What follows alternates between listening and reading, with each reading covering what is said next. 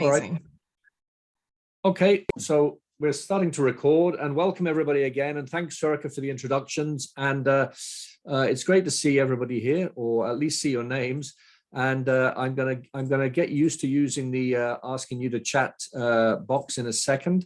I see Daniel's there, and Dromoland Castle there is Helen, Maeve, Roger, Sylvia. It'd be great if you could just put into the chat box a little bit, maybe just introduce yourselves a little bit, what role you have, and why you're interested in this whole area of building a growth mindset. It'd be great if you could do that.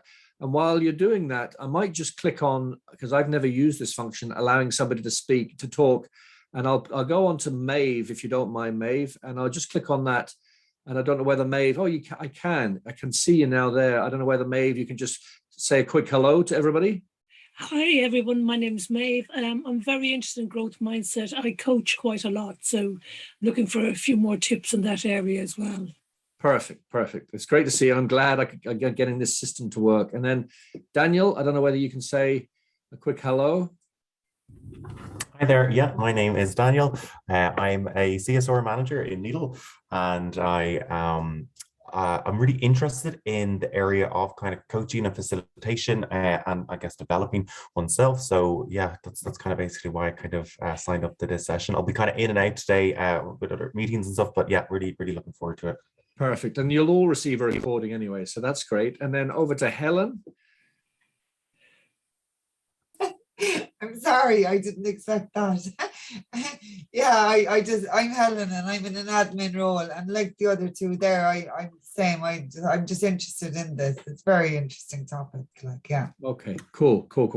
And I'll try to make this as interactive as I can. I'll give you all notice. Sorry about that, Helen, before I ask you to talk. And nobody has to do anything. Nothing's compulsory here. But I guess, pushing yourself and not being worried about how you come across, but being more concerned about growing and developing is part of building a growth mindset. Sometimes we have to do things that are slightly on the edge of uncomfortable, and that's how we learn. So Roger, I don't know whether you can just, I'll click on that, see if I can get you to talk. I'm actually doing this, so I'm actually learning the system myself. I don't know, Roger, whether you just say a quick hello, Roger. Good morning, how are you? My name is Roger. I'm in a management position, and I'm always looking to grow and improve, and just to try and be a better person and a better leader. So it's something that I'm very interested in. Perfect. And then Sylvia, if you're there. Morning, everyone. Sylvia Wadding is my name. I have a food safety consultancy business. So it's probably running 2.5 years now. So business is certainly growing every year, but definitely could do with some more tips on growth and increasing my growth mindset as well. Perfect. And then finally, it says Dromoland Castle, and I don't know whether it's one person or 1,000 people, but I'll click on Ask to Talk. Hi there, my name is Tara. I am representing Dromoland Castle. My department, or my remit, is that I am a wedding sales executive, and my interest in joining today's course is very much about self-development and maybe just pushing myself, growing and developing. Perfect. So I've got everybody there. I've got, now I can see you all in the right-hand panel, which is a relief. Let me just open that up a bit. And okay, so let's get into this. I've got everybody there. Daniel, Dromoland Castle, which is Tara, Maeve, Roger, Sylvia, Helen. Perfect. Okay. So welcome everybody. And just a little bit about me before we go on. Has anybody been to any of my sessions before? Maybe just put in the chat box so I get an idea I think Maeve, maybe I've worked with you before. Yeah. But yeah. Well, welcome again. Anybody else been on any of my sessions? I don't recognize anybody else's name, but forgive me if I've forgotten. I've got a brain like a sieve at times. I'm just clicking on here. Yeah. Okay. Oh yeah, Helen, the one on habits. Cool. So I don't need to tell you too much more about me. You can see that on the screen there. And you can connect with me on LinkedIn. I'd welcome anybody connecting with me on LinkedIn. LinkedIn is a great place to connect. And while I know, Daniel, I say this is my first time. Cool. While I know that I know a little bit about this subject, or quite a lot about this subject, we all have opinions. So seriously, feel free at any time just to shout out or put something in the chat box. I quite like to hear people, so I've enabled all of you to speak, which is great, because it's much, it's much more interactive.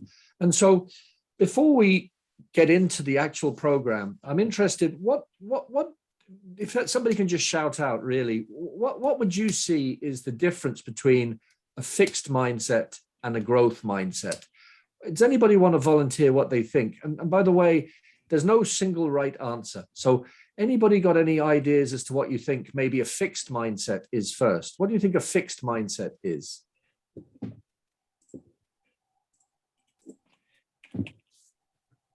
I guess being kind of somewhat rigid, maybe that you're not kind of looking for development opportunities, that you're not looking to change up your current circumstances. Yeah, I think it is like that. Basically, Daniel and all of you, having a fixed mindset is kind of being brittle in your mindset. It's not being open to improve. And a way of thinking about this, if you're obsessed with your self-image and you want to show it off so much, and at the same time you're afraid of making mistakes, that might be a clue that you have a little bit of a fixed mindset. Because to grow and to develop, we have to make mistakes. We have to push ourselves out there. I mean, I completely messed up the technology this morning on this. I'd never done a Zoom webinar before, and my heart was fluttering this end. But that's part of growing and developing. And so another clue as to whether you. And by the way, we all have a bit of fixed mindset, and we all have an element of growth mindset. So nobody has just one above the other. We all have a mix of them. To varying degrees. Okay, this program is helping you shine a light on the growth mindset part of your brain and trying to diminish that fixed mindset side of things. And so another clue that you might have a fixed mindset is if you repeat behaviors that aren't allowing you to grow, and as a result you stay static. If you feel frustrated in your gut that you're not moving forward, then you might be practicing fixed behaviors. Alternatively, if you actually shut yourself off and don't put yourself out there and don't come on, if you refuse to speak on this, or you don't come on to, you don't talk at some conference or whatever, and you just, you lock yourself away, the chances are you have quite a strong fixed mindset there. So what I'm saying is that safety is actually an illusion. We're all living together on this planet. We all have to interact. And at some stage, our heart has to flutter. We have to feel, oh, this is pushing me. And so people with a growth mindset realize that, and they break through that. And we'll talk more about that. And, if you believe that you shouldn't have to, if you believe that you shouldn't have to work hard for success, and that those who do have to work hard have low ability or low intellect, you've actually got a fixed mindset, because we can all develop our intellect and our ability. A lot of people think, well, you're born with your intellect. There's increasing evidence that we can actually build our intellect. It's like a muscle. And then another clue that you might have a bit of a fixed mindset, if you focus on being judged, am I being judged, or I shouldn't say this to Simon, rather than growing. We're all here to grow. So the more questions, the more things you can say, the more things you can put into the chat box, the better. There's no such thing as a silly question, unless you keep asking it. So having a fixed mindset means you're kind of brittle, but that also means, if you want to keep coming first, okay? You want to keep coming first. And if you don't come first, if you come second, then your whole world collapses. That's somebody with a fixed mindset, whereas somebody with a growth mindset says, I don't need to come first ever, as long as I feel that I'm growing. If that makes sense. Let me know, anybody, honestly, seriously, put anything in the chat box or shout anything out if I'm not making sense. And Helen says, more open-minded, open to learning. Exactly. Okay. We've done the intros and expectations. Let's just keep moving on. Let me just see, we've got some more participants coming through now. Let me just click on this. I see we have Anya. Let me have a look here. I might just click on Anya, if you don't mind, Anya, just to give you a warning and just allow you to talk and just say hello if you're happy to say hello and introduce yourself to the group. Hi, yeah, sorry, I didn't realize. I was wondering where my mute button was. What intro do you want? Just who you are, where you're from, and maybe why you're interested in this. I'm in business and food production. I have a business with using organic Peruvian ginger, so ginger inspired goodies. And I suppose in regards to this program or this talk, it was just something, you know, to prevent barriers opening up, maybe my possible barriers that I have at the moment. And it's always good. I love always other people's opinions and suggestions and everything. It's just and I love learning. So yeah, it's something that I really like to kind of develop. Perfect.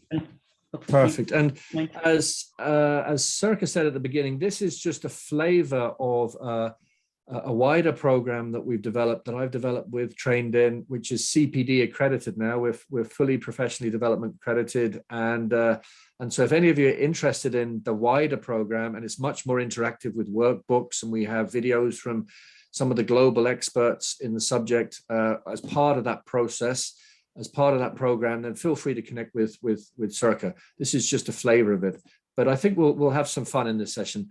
I don't think I have access to breakouts, but we can just have an interactive discussion here. Can everybody see me okay? Can you, obviously you can hear me. Can you all see me? Maybe just put in the chat and say you can see me, because I like to know that you can see me, or just shout out. Yes. Perfect, perfect, perfect. Okay, cool. That's, well, it's good for me, probably not good for you. Okay, so let's just keep going. So I guess the first thing I would ask you to think about is, you know, if you really, really want to grow, you've got to be prepared to put yourself out there and sometimes face the uncomfortable, you know, and one way of thinking about this is, would any of you not be prepared to ask somebody, or ask three people, right? Three people, one person who's a friend, one person who's a business colleague, and maybe somebody who is completely independent, like me or Circa. Well, I suppose it needs to be somebody who kind of knows you. Would anybody not be prepared to ask three people three ways that they would describe you? Would any of you find that so unbearable, so difficult that that you just couldn't do it? And I'm hoping I don't hear yes. So did anybody say anything? I thought I heard something there. No. Okay, cool. Because, you know, we have to be prepared for what.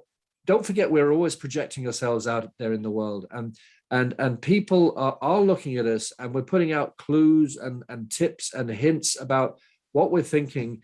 And we have to be prepared to have feedback, even if sometimes it's a little bit uncomfortable. And it's amazing. I've just finished a program on neuroscience with the British Psychological Society, and there's increasing evidence now that around micro expressions, where, you know, if I were in a room with any of you, say Maeve or Helen or Sylvia, and we were having a conversation, and I saw your eyes flicker, say left to right, the person who can see those micro expressions can actually start reading your next thought before you're even thinking it.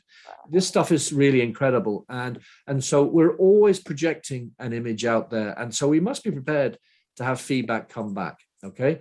And so let's get into this now. So if we want to improve, we have to change. We have to push ourselves. We have to be prepared to get uncomfortable a little bit. And, you know, we all have beliefs. We're all given beliefs from, you know, through our culture, through our local community, through where we live in the world, through, you know, through the country we come from, through our own generation.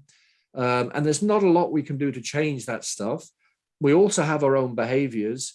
And as a result of this, you know, we project ourselves out there. And growth mindset is the belief that human abilities and qualities are malleable, that we can actually improve and develop them. And this is an area, you know, that I'm particularly fascinated in. I'm working on a project now around road mapping people's potential. And that's going to be part of that wider program that I mentioned through Trained In. What I might ask, I might put this out there. How do you think people can get a sense of their potential? What is somebody's potential? Or maybe just throw it out there. Do any of you have any sense of what potential is, or what your potential is? What do you think? I might ask Roger, what is potential? What is potential? There's no right or wrong answer again. I suppose potential is it's what you can be, really, isn't it? Yeah, that's actually a really good way of putting it. We all have, when you think about it, right, there are unlimited opportunities for all of us here. I mean, there's no reason why we can't do a lot of things. Okay, now we can't do everything. I'm never going to run 100 meters in 10 seconds, but there's so many opportunities out there. And yet below that, we have our own potential, which is mixed up of our emotions, feelings, our behaviors, our triggers, our fears, our strengths, our emotional intelligence, our emotional makeup, and all of that builds our potential. And yet, I don't know about any of you, but nobody at school or college or in the workplace ever told me what my potential was or allowed me to get a sense of it. And so just think of potential like a muscle. It's like if you want to go to the gym, if you want to get fit and grow muscles, you have to go to the gym and keep building and building. And it's the same with potential. We all have it. We all have a lot more outcomes that we could achieve if we flex that potential muscle, if that makes sense. And that really is what growth mindset's about. All of us can flex that growth mindset more and more and more. And so people in a growth mindset, and I'm going to flash these on the screen very quickly for a reason, because I want you to quickly have a look at these and then maybe we can discuss them. Did anybody see that? People in a growth, I'll just go back again. People in a growth mindset. Did anybody see that? What did that say on there? People in the growth mindset. Pay attention to their mistakes. Pay more attention to mistakes. Absolutely. And the reason for that is I want you to really concentrate on that. And we all make mistakes. We're making mistakes all day long. And it's okay to make mistakes as long as you're not constantly repeating the same mistakes. And then the second one then is, what's the second one I'm flashing there? Let me just go back and do that again. Hold on a second. Let's go back again.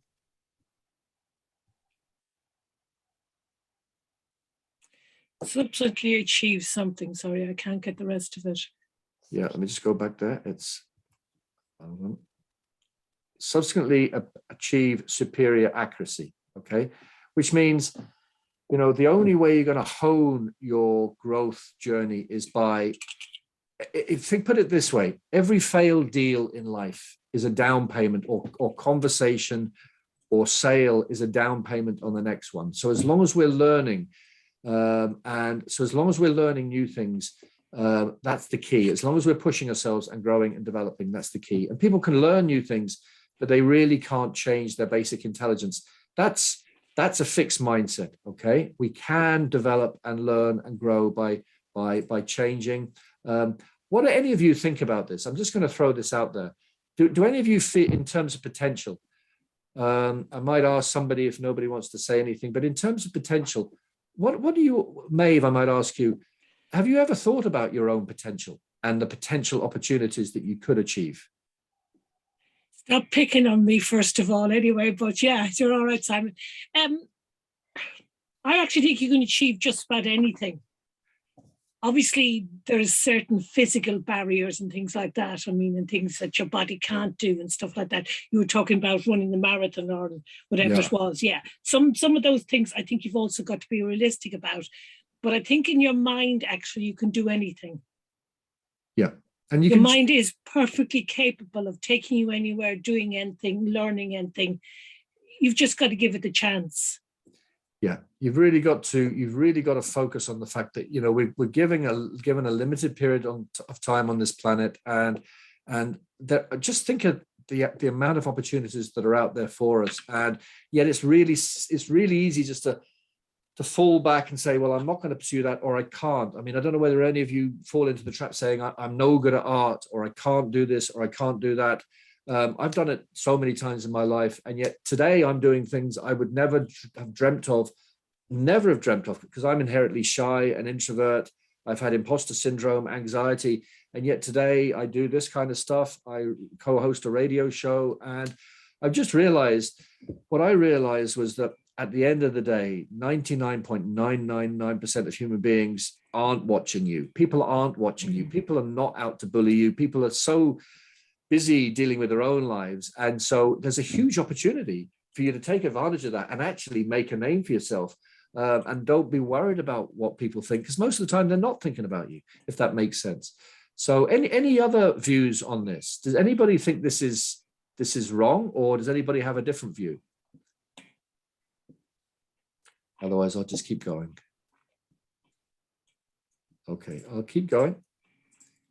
So one way of looking at this is, and this is a nice way of showing you the difference between somebody who has a fixed and a growth mindset. And by the way, I just need to say that some of this material is courtesy of somebody who I've worked with, an amazing guy called Eduardo Briceño.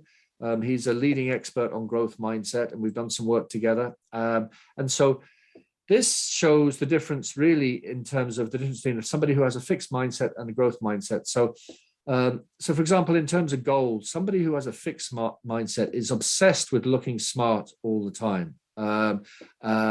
Whereas somebody with a growth mindset is less concerned about how they're perceived and how they look externally, as long as they feel that they're learning and improving and growing. And it's okay to have ego. It's okay to want to be validated. It's okay to want to do well, right? But the key is to want to do well, okay? And the validations can follow, okay? The second thing then is around challenge seeking. People with a fixed mindset, even if they're the best, right, avoid challenges. They find it difficult to, for example, to do a different, if they're the best in the world at doing 100 meters, they're probably not likely to want to run 400 meters because they're going to get a sense they're not going to win that. Whereas somebody with a growth mindset seeks challenges. And this is the very highest level. And then view of effort. A fixed mindset person would think, as I said before, that if you have to put in the work, then you're not good enough. That's not the case. We all have to work. I don't know about any of you, but I've never received €1 million in my bank account by doing no work. You have to work. We have to keep pushing. Somebody with passion, with grit, has to have passion and purpose and have to keep working hard at this stuff. Then there's the response to help setbacks. People with a fixed mindset tend to think, oh my God, that's a personal dig at me. I can't take it. Even if it is a personal criticism, I think somebody with a growth mindset would be a little bit more resilient and say, well, that's just that person's opinion. Let me just focus on what they actually said. And is there any substance to it? And can I improve? Okay. Having said that, we're all humans. We all get hurt. And then there's the whole area around response to criticism. Somebody with a fixed mindset tends to be defensive, whereas somebody with growth mindset, more learning orientated. Then there's the whole area of views, others' success. We tend to see that as a threat. I don't know about any of you, but when I started out doing coaching consulting, I was constantly looking at what my competitors were doing, and that just drives you nuts. And the whole area of social media doesn't help with that. Of course, there are always going to be there's going to be somebody better at something than all of us here, right? And there's going to be somebody better looking than me. There's going to be somebody stronger than me. There's going to be somebody more intelligent than me.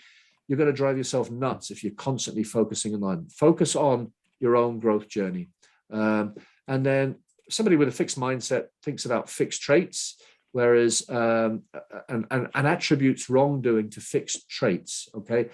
So they would say, it's inevitable that was going to go wrong because I didn't have the ability. Whereas somebody with a fixed mindset looks at the situation and looks at the motivation and said, well, I could, if I just did this little bit extra, or I could have done this little slightly differently, then I could have improved. And then response to wrongdoing. Somebody with a fixed mindset tends to think, well, I'm being punished, or I need to retaliate. I need to get my own back. Whereas somebody with a growth mindset would think, well, as long as I learn a lesson, and as long as they're not overstepping a barrier and boundary and, being libelous or extremely difficult, then there's some learning on this. And then the whole area of life challenges. Somebody with a fixed mindset might get so brittle, they just think, I can't cope with it. Whereas somebody with a growth mindset tends to take everything as a stepping stone through life. Now, of course, as I said, we all have a mix of all these. We all have good days and we all have bad days. But I think it's really important to try and focus on what's on the right-hand side there. Any comments on this? Does anybody disagree with anything here or have any other views on this? You notice I'm constantly asking for feedback because I'm constantly looking to grow and develop, because we only grow and develop if we hear and interact with others. I could easily be in a vacuum here and you could all be turning off your microphones and not actually listening to me, and I'm not going to learn and develop anything. So we're all, I hate to use that old term, but we're all in this together kind of thing. Excuse me for saying that. This is a really nice way of demonstrating what I was saying before. You know, there are those who focus on the performance. You know, it's all about winning. It's all about success.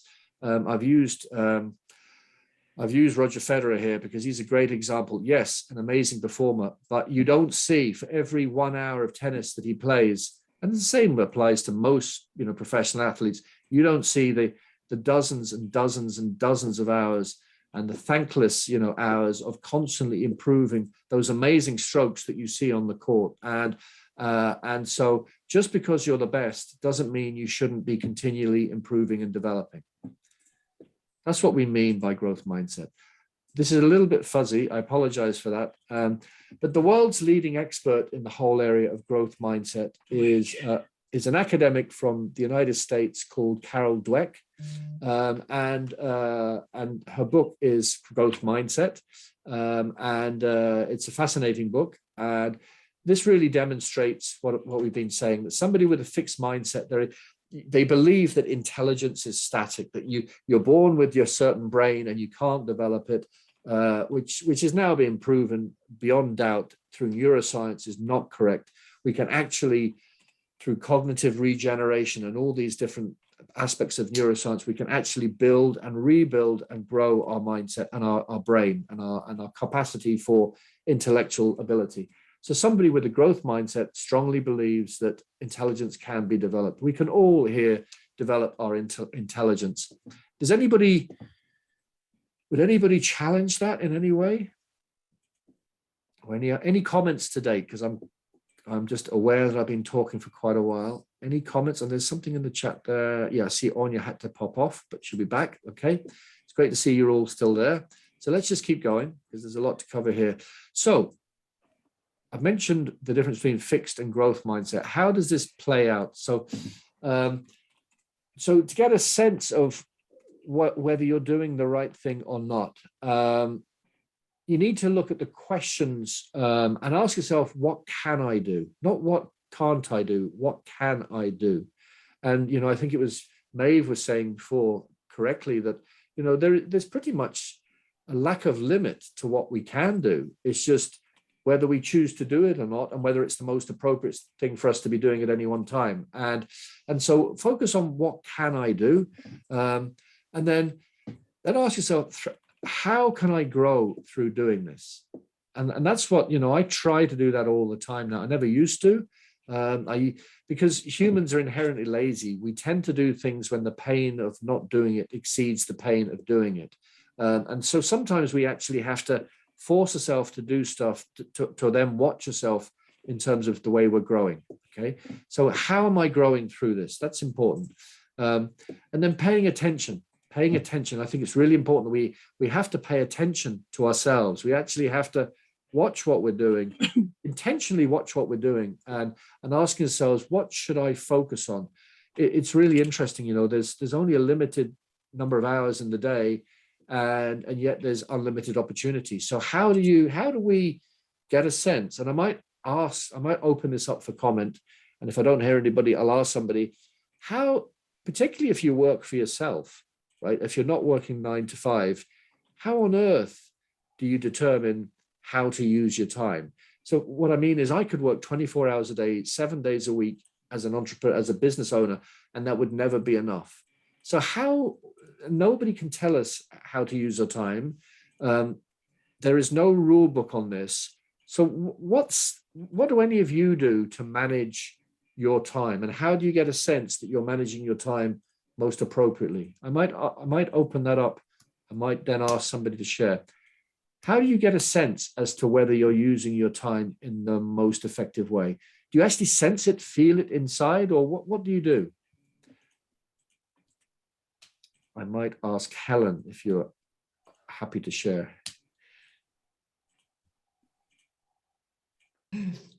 Sorry, I'm laughing again. Yeah, I'm going to be in and out. I have to say that first as well, right? I think it's doing your best, isn't it? And to be in the present moment and to get that balance, that whatever's going on, that it's you know, it's like positive and negative, but that there's a, to recognize it and bring back the balance again.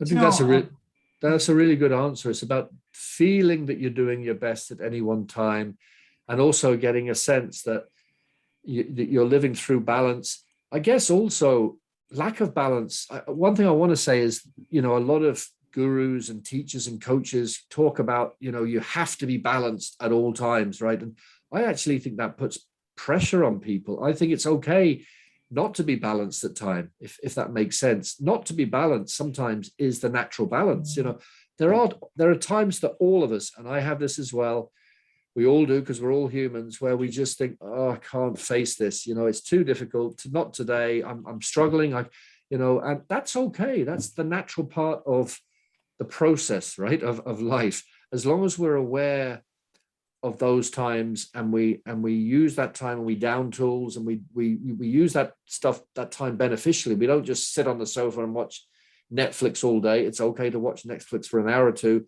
but as long as we use our downtime appropriately in a way that helps us, if that makes sense. So lack of balance, that's a good answer, Helen. Lack of balance can be balance as well.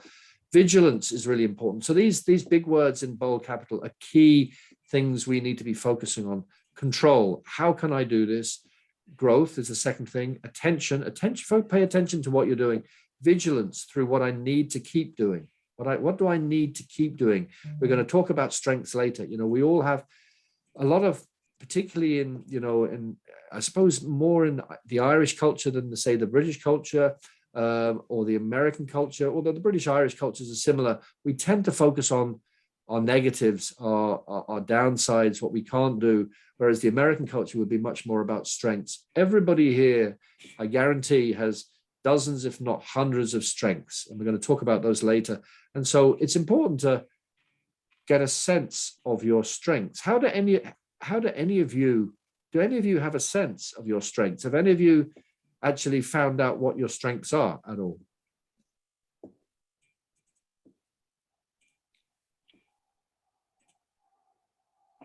If any of you are interested in this, I can send you a link. I'll send it through Circa as well. There's actually a free self-assessment you can do to determine what strengths you have. There's different families of strengths, and I'll share it with Circa and she can forward it on, and you can actually do the self-analysis. It's really, really cool and smart. And as long as you answer honestly, that's the key, then you'll actually get a roadmap of your strengths. And once you get that, you can start working on them. We all have them. So vigilance is really important. Patience is really important. None of this happens overnight. You know, to build that growth mindset, we've got to keep working at this and keep working this and keep working at this. Helen's saying please and thanks. I will do that. Yes, through repeated learning and reflection. Absolutely. It's constant, and without beating yourself, without making this a chore, without making life difficult. And then creation, through what can I create in this time? How can I use this time most appropriately? So you can't just banish the fixed mindset, because the human brain, I'm not going to go into neuroscience, although I've just finished a professional accredited neuroscience program, so it's still in my head, but the human brain is actually geared to be negative, right? That goes right back to early days of humankind when we were being chased around by saber-toothed tigers and woolly mammoths, and we're geared for fight, flight, or freeze. The sympathetic mindset, which is if a problem happens to us, or if we can't face this situation, then the natural human instinct is to fight, flight, or freeze, run away, freeze, or fight. And we have to physically, work at moving that from the sympathetic to the parasympathetic, and say to ourselves, well, okay, mistakes happen, things go wrong. I'm going to make, maybe I made a bit of a fool of myself today. That happens to me regularly. And I used to get so self-obsessed by it. Oh, what are they going to think about me? And to be honest with you, as I said before, you're thinking about it 10 times more than the audience who are there with you. We were going to do breakouts, but I'm actually going to open this up now for conversation. And I'll ask you, what tends to trigger any of you into a fixed mindset? That's the first part of this conversation. And the second is, how does that affect you?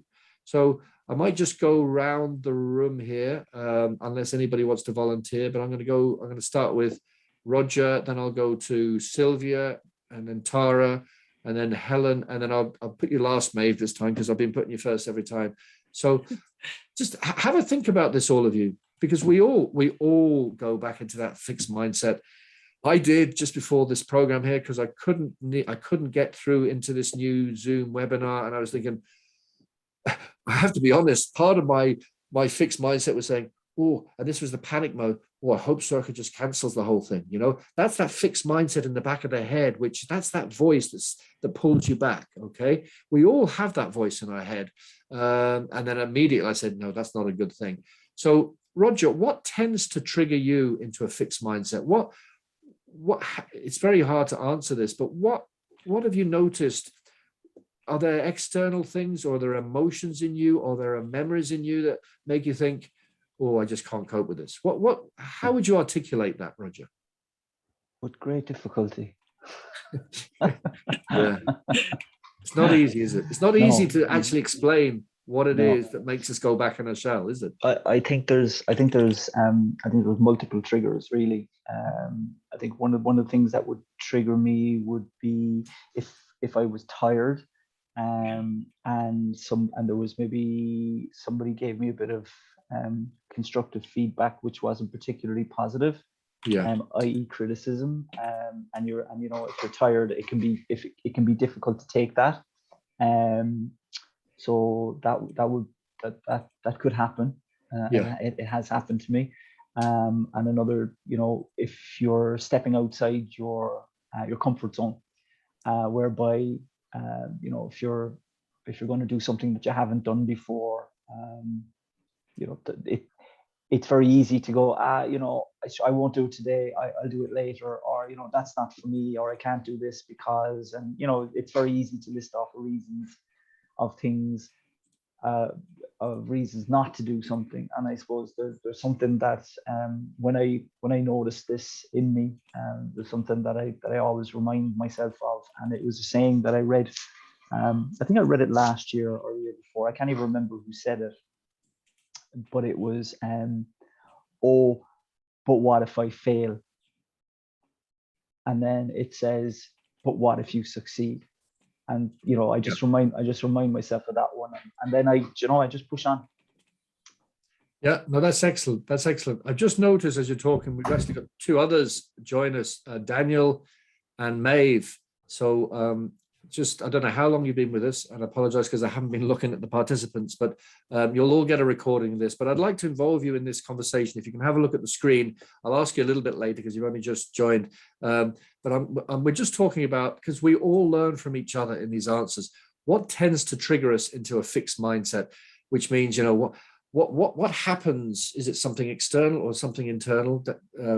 Roger gave a great answer there. What makes us go back into our shell and think, oh, I can't cope with this, you know, and how does this affect us? I can't remember who I said would go second, but maybe I'll ask Tara.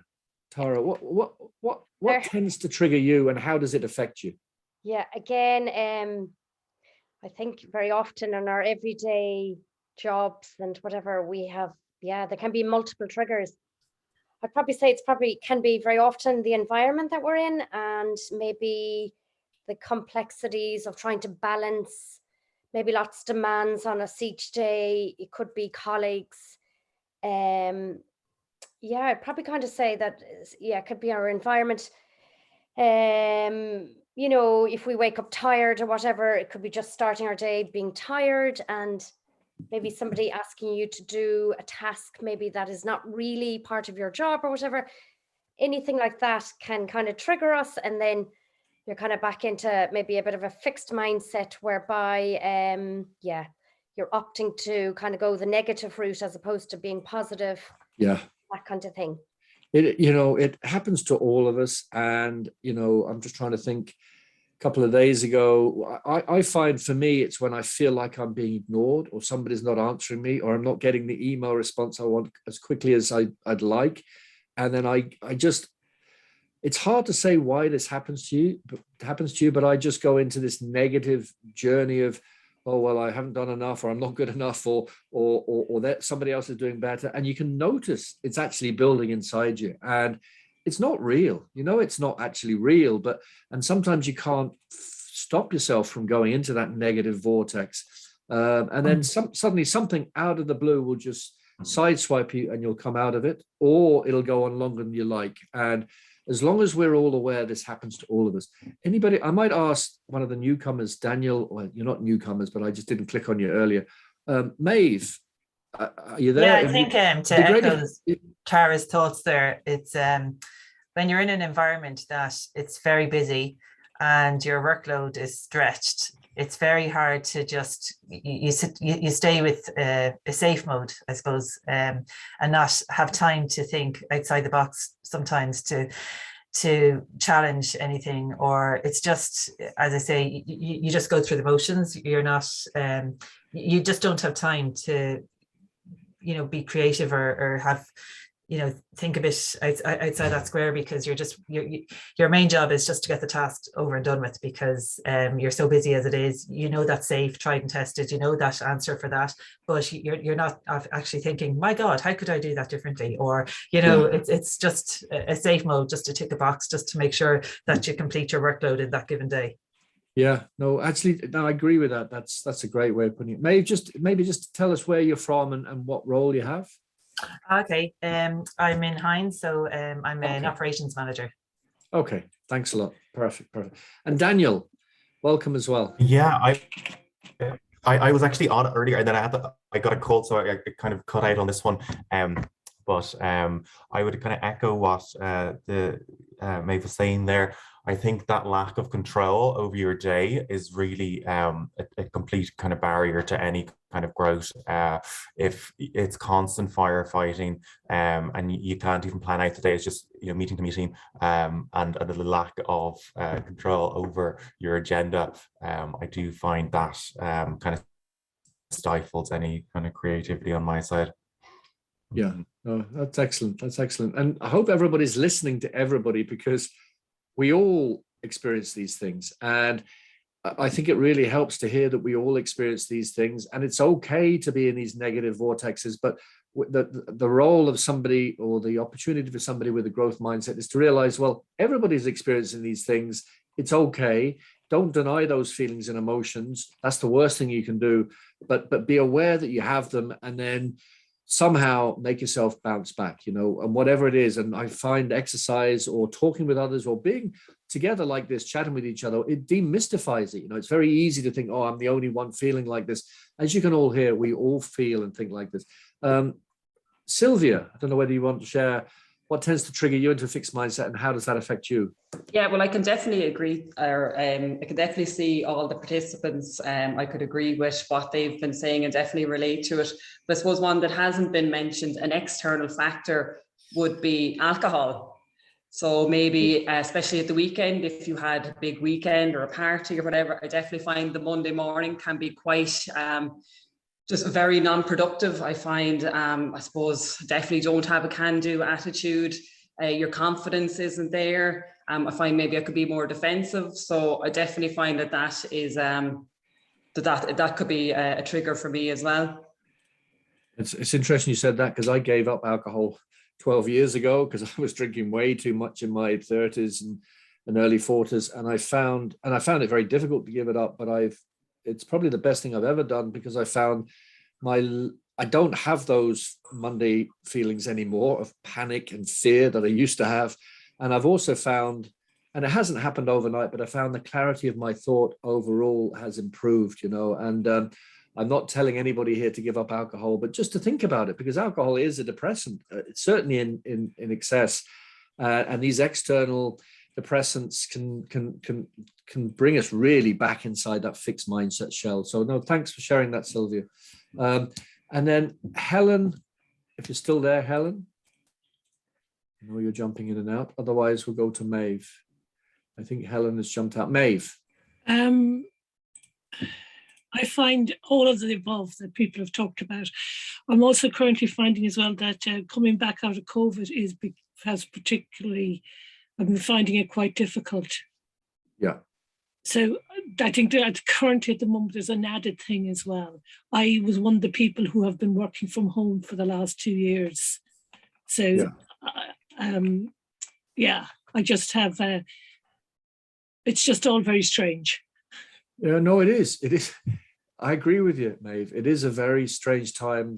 And sometimes, I don't know about any of you, but you can feel quite lonely. It can feel surreal. It can feel like others are coping, like they're going along the outside lane in the motorway, but I'm coming backwards as a result of this upset and the change in the world. And some people are okay with it, and a lot of people aren't okay with it. So Maeve, you're definitely not alone.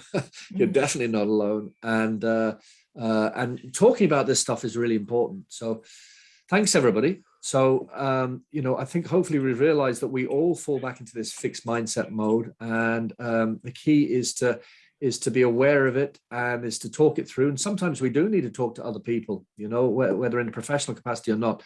And so just, all of these areas around, your levels of creativity, how you build relationships, how you lead others, how you leverage diversity, how you adapt to change, how you manage work and life, and hundreds and hundreds of other aspects of your life.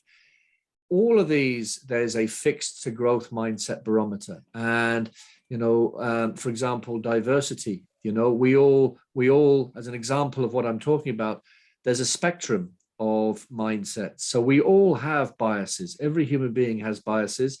Every human being, we're all aware of stereotypes. We think about, the stiff upper lip English, or the Irish and the crack, and the no nonsense Germans. These are all stereotypes, right? Some of it is true, but most of it is not true, because we've got to deal with individuals. And so somebody with a fixed mindset would just attach to that bias and stereotype, and they wouldn't move from it. Somebody with a growth mindset would not practice what I call contempt prior to investigation.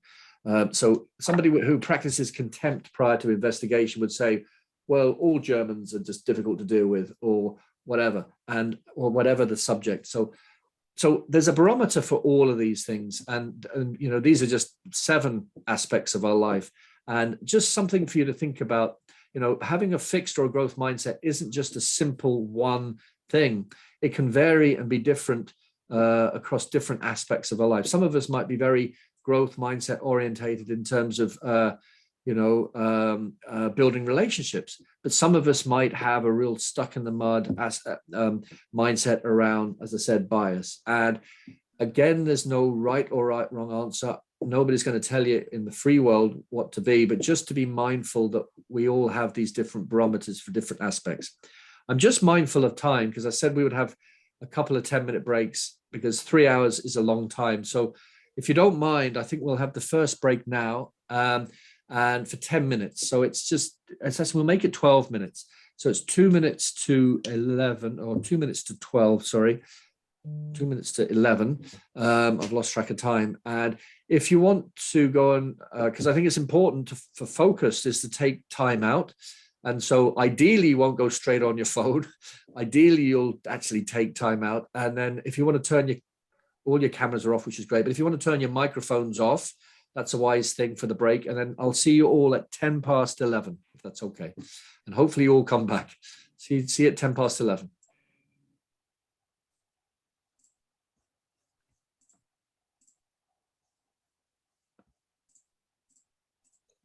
Sorry, I got disturbed. Are we going on a break, are we? Yes, sorry. We're going on Roger, we're going on a 11-minute break. So we'll see you at 10 past 11. Okay. Right, sorry, no, my phone rang, so I had to pick it up. No problem. No problem. And if you want to just turn off your microphone, and we'll see you at 10 past. Okay. Perfect. Thank you.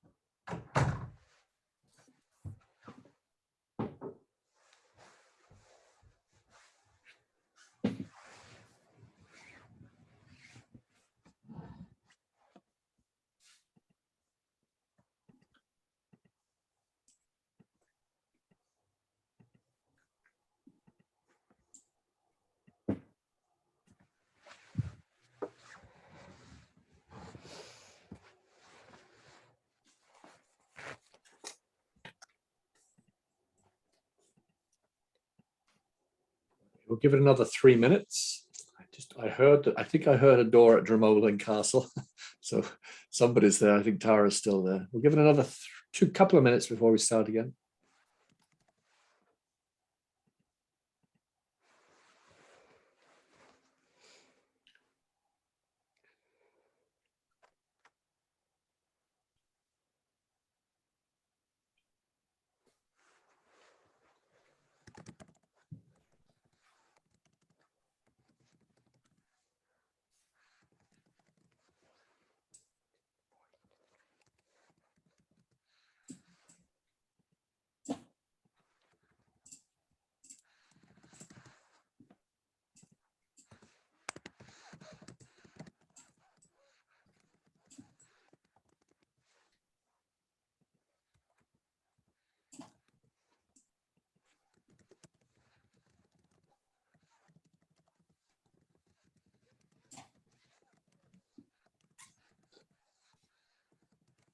Okay, welcome back, everybody. Give it another minute or so.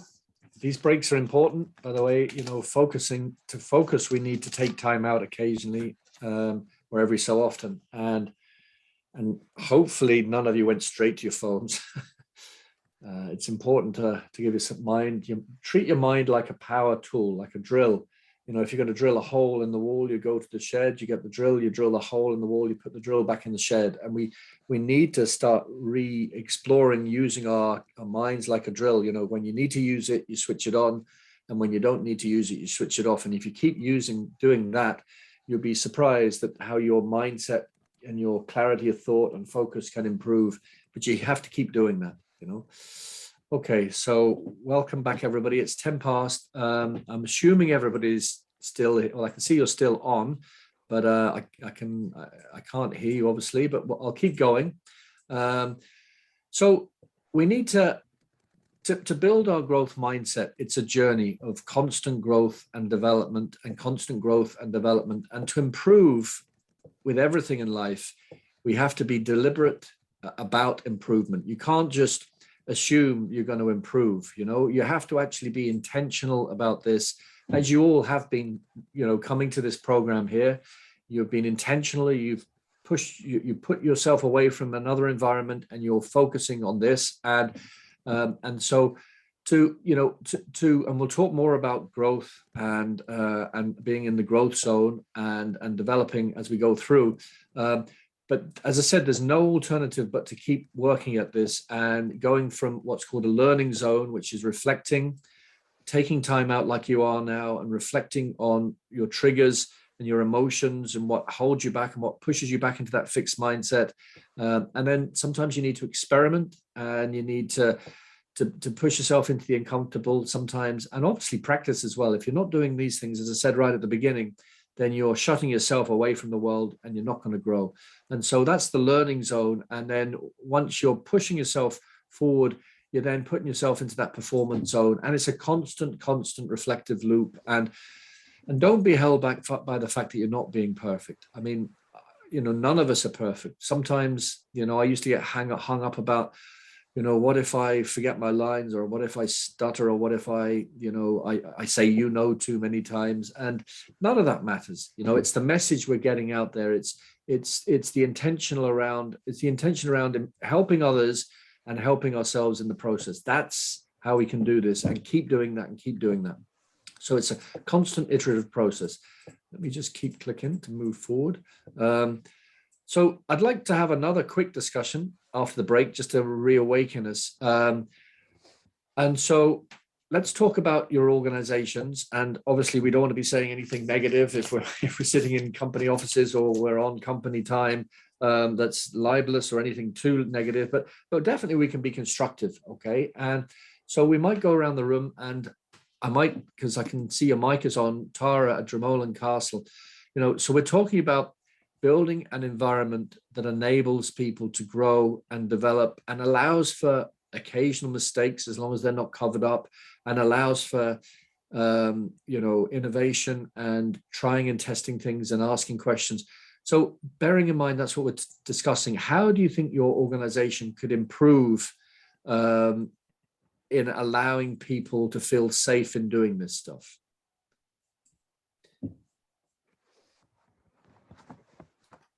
Anything you can think of, Tara? Sorry, I was just a bit late there joining. No problem. Do you want me to just quickly repeat that, or do you want me to go with something? Please. Yeah, okay. So I was just saying, bearing in mind that we're talking about that this is a constant journey of growth, and it's about moving forward all the time, and it's about examining and reflecting and building and growing and allowing for mistakes occasionally, as long as we learn from them. And so that's what we need to do. But obviously, if we're working in an organization, we really need our organization to allow us to do that as much as they can. At the end of the day, they're making money, and we're employees, so they're not a charity.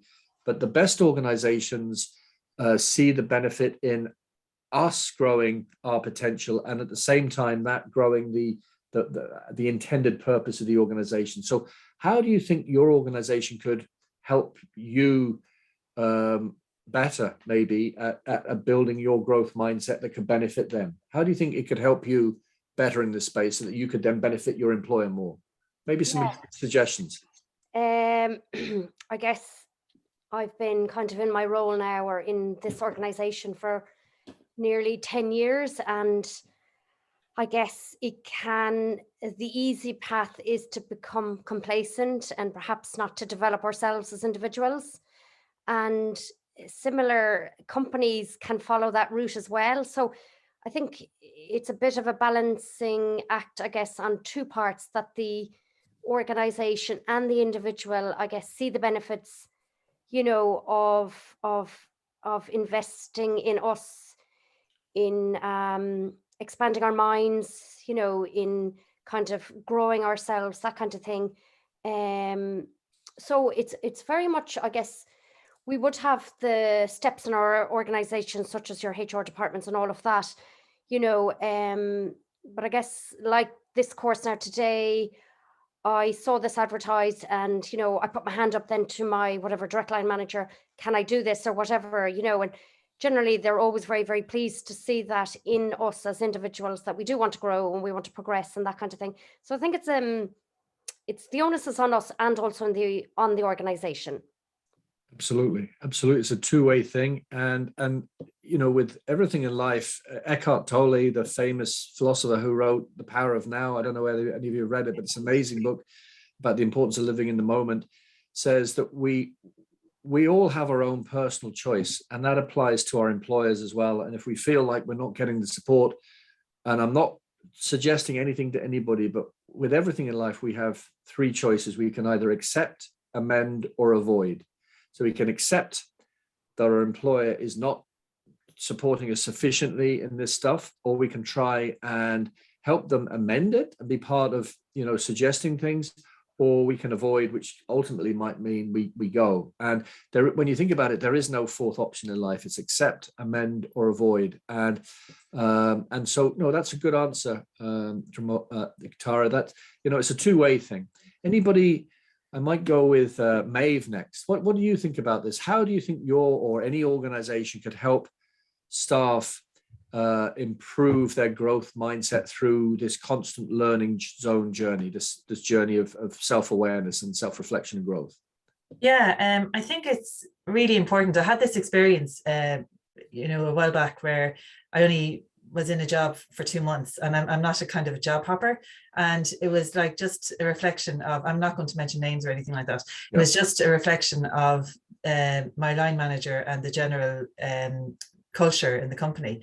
And it's just a case of, there was no openness, and there was no encouragement, and there was no, even though the glossy brochure said, yeah, we're all about development and creativity and blah, blah, blah, innovation and all that kind of thing, they didn't live true to their name. There was no time given to any of that. It's just a case of get in, head down, get on with it. So it's just an open environment, and just living in an open environment where you can actually see time given to these things. So that was just why I left that particular company, and I just decided to not even kind of thinking, I'll give it a year or something. Will things change? You could just tell from the outset, and it wasn't for me. So So you decided to do the avoid thing rather than accept or amend. And I've done that as well. Sometimes you just, if you have sufficient awareness, you realize that this is not going to change, and some places don't change. And if you have an economic choice to go, that's probably the right thing to do. So thanks for that, Maeve. So let's just keep going. So so there is a difference in the brains. People in a growth mindset, we've mentioned this before, and I'm just going to quickly flash it again, pay more attention to mistakes, and they don't beat themselves up. They realize that mistakes are part of the journey, and they subsequently achieve superior accuracy because they're paying attention to the fact that they're not perfect, that life isn't perfect, that we have this thing called potential in all of us. It's not calibrated by anybody. It's totally subjective. It's endless when you think about it.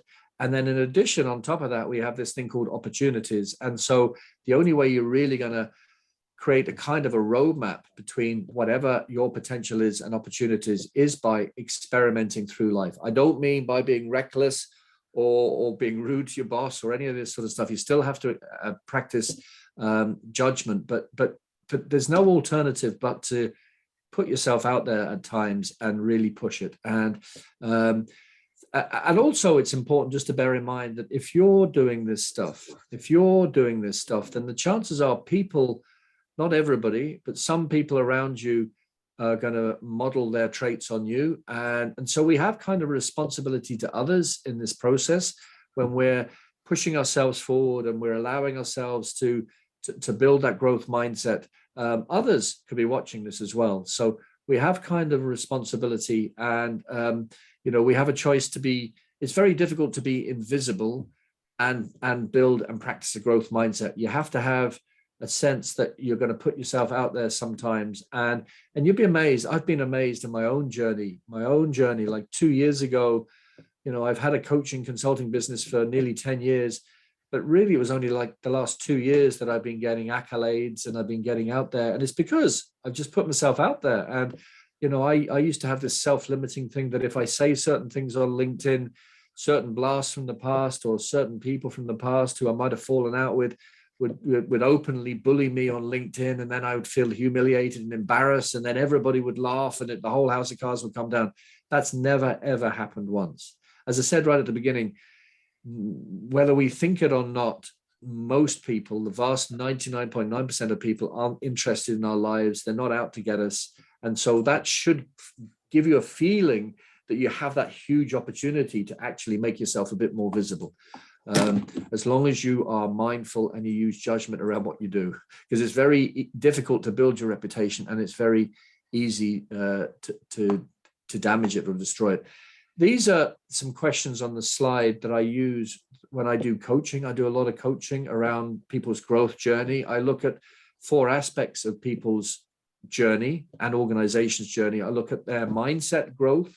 So what attributes do they have in terms of resilience and awareness, and the growth mindset is part of it, and their grit and their motivation. And we're going to talk about some of these. And then I move into leadership growth. Once I get a sense that somebody has looked at those aspects and their emotional intelligence and their empathy, can they really then get a better sense of their leadership growth capabilities? So how do they influence others? And we're going to talk a little bit about that. How do they get better at being assertive and getting their way as a leader? And then we move into business growth. How do they get a sense of their own drive, their growth mindset, and how do they match that with the right strategy and then look for the right opportunities, either as your own business owner or as an employee on behalf of a company? And then finally, brand growth. How do you wrap all that frequency of what we've looked at, your growth mindset, your mindset growth, your leadership growth capabilities, your business growth capabilities, and how do you resonate that out in your own personal brand or the brand of your company?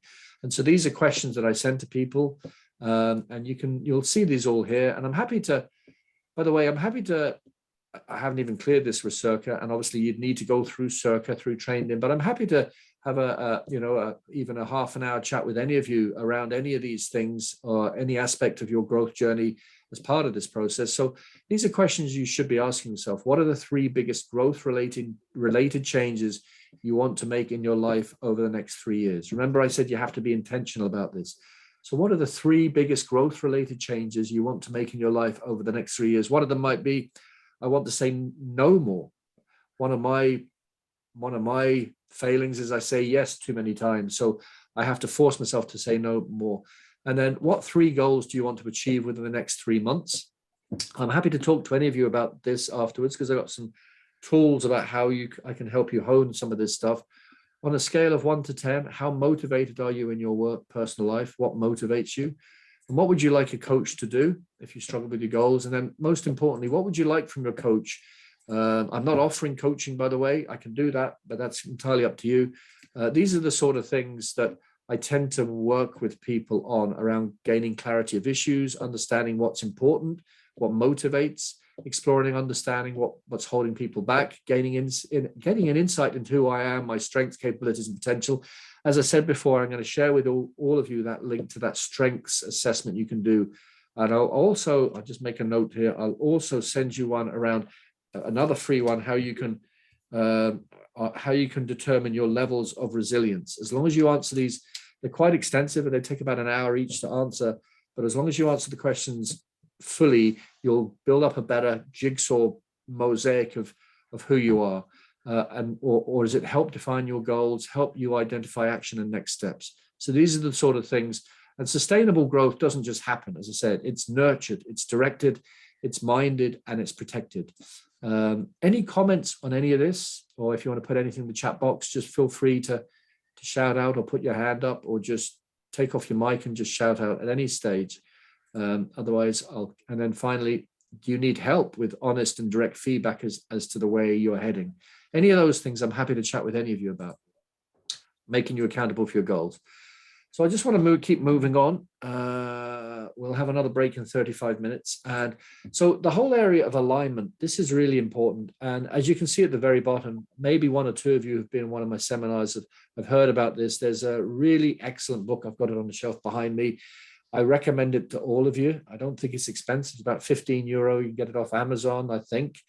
Well, I know you can. And it's called Aligned. The book is called Aligned. It's a really easy book to read. It's not an academic book. You can read it in a day or so, by a French. She's American. She lives in New York. She's originally from France. She's number 13 management guru in the world. And as you can see her name there, my French is terrible. Her name is Hortense Le Gentil.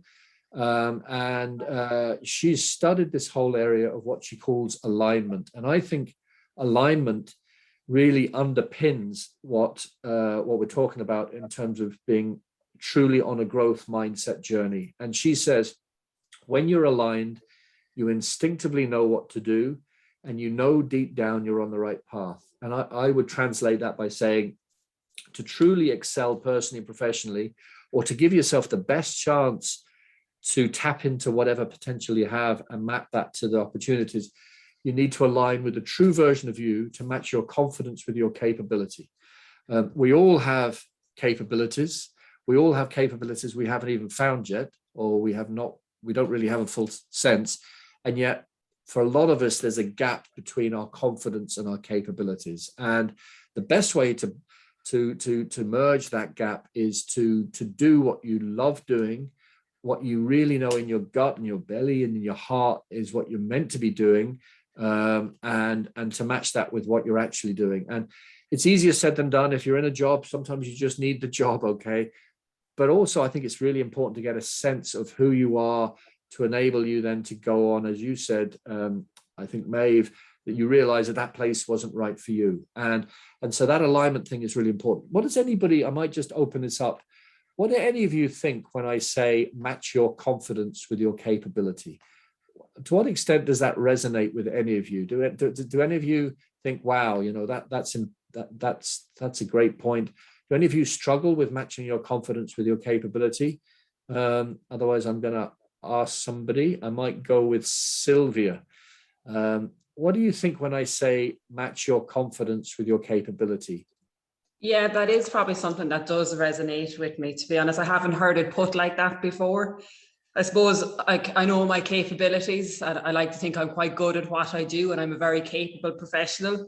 But I suppose I do lack confidence, and it's something that I am working on, but there's still a lot of work there to be done, but it does hold me back. So yeah, that is something that definitely did resonate with me there, to be honest. Yeah. Yeah, no, thank you. And I might ask one of the guys here, maybe Daniel, what do you think about this? Yeah, I don't necessarily know. It's a tricky one. But I think definitely there is like a strong kind of internal flame kind of, and it, I guess one of the reasons for say joining this session today was to really try to help build it somewhat, and make sure that I'm kind of doing what I can to nurture it. It's challenging past 2 years and everything with COVID and everything else, and so trying to like avoid burnout whilst also kind of operating at a high level kind of thing is one of those kind of things. Yeah, when you know you've got more potential, but maybe you're not necessarily giving it your 100% all the time. So no, that's a great. I don't necessarily know if I answered. No, that's a great answer. And this whole thing is, we actually don't realize, nobody has ever given us a manual saying these are your skills, these are your strengths, this is your potential, this is what you deserve to do in life. And so, in fact, not a single human being has ever had their mindset unraveled by neuroscience. Don't you think that's incredible? There's 8 billion people on this planet, and yet it's not possible to actually map yet the mindset of a single human being, what their emotions are, what their triggers are, what their motivations are. And so that's how complex our minds are. And sometimes our minds, and we're talking about growth mindset, can be our best friends and they can be our worst enemies. And it's up to us to try and figure out at what stage our mind is. Is it currently my best friend, or is it my own worst enemy? And we're going to talk a little bit more about how we can calibrate that. So this confidence thing is, and certain cultures suffer more from imposter syndrome than others. Certain cultures, there tends to be less of a confidence in terms of outlook. Certainly the Irish or the British culture would be less confident than, say, the American culture.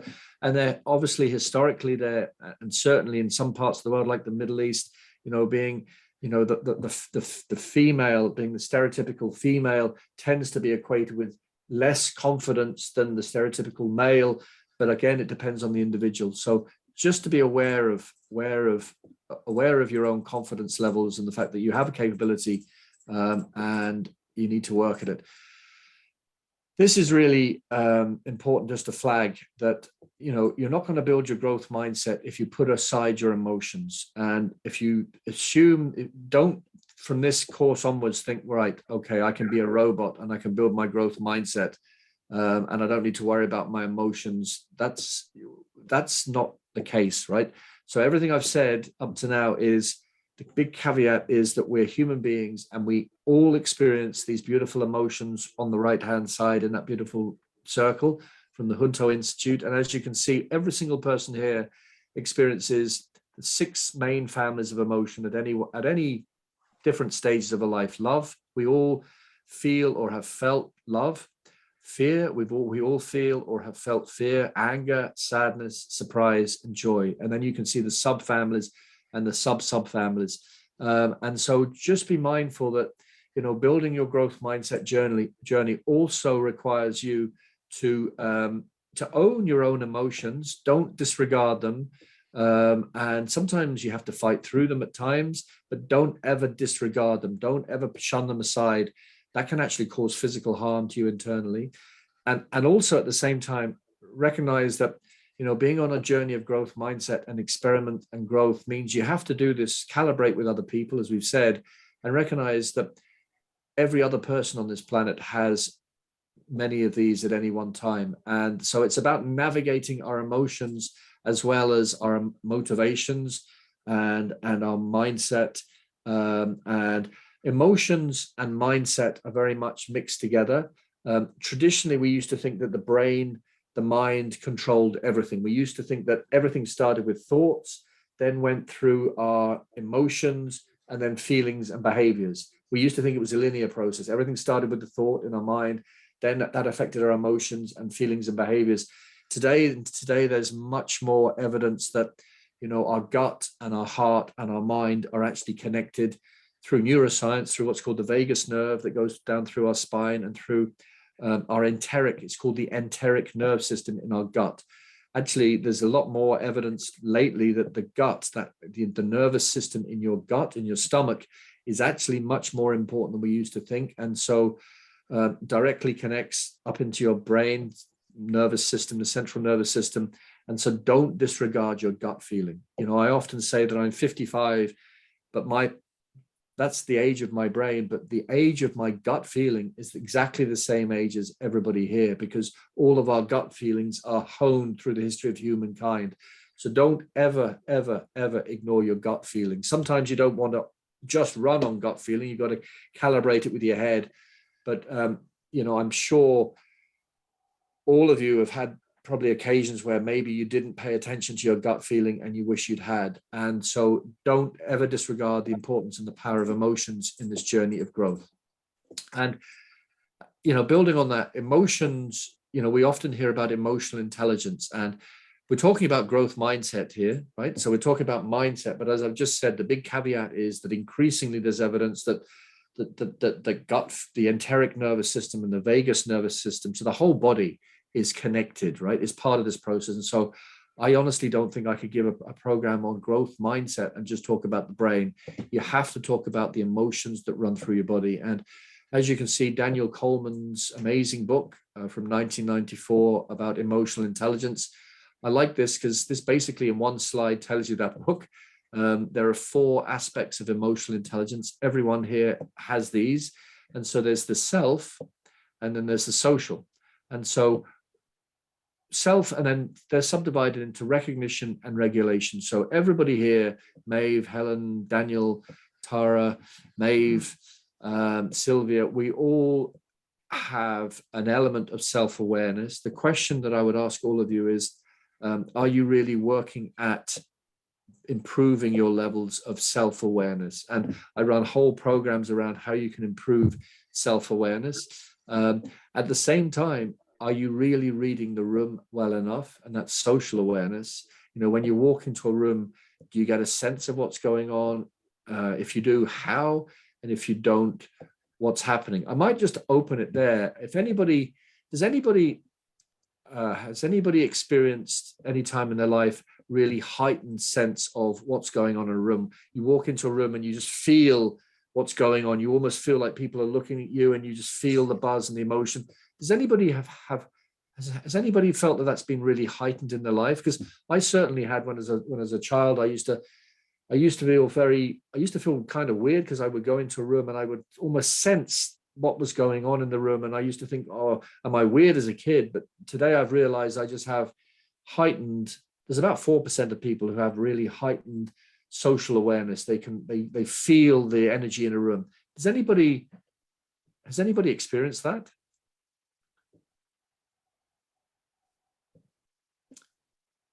If I'm not hearing anything, then I'm assuming no. But does anybody want to share anything around awareness, self-awareness, or Maeve? I can see you taking your microphone. Yes, I worked in hospitality for a long time, and I find that one of the attributes that has given me was you can read a room, you could walk into the restaurant, the function room, whatever, look around, and you could actually, and I would relied very heavily on my gut for this, you could actually read the room. And you would know what to say, what to do, where to go, etc., etc. Yeah. So I think, yes, you do, but I think some of that is developed over time as well. No, but I agree. It is there, yes. I agree. Think so.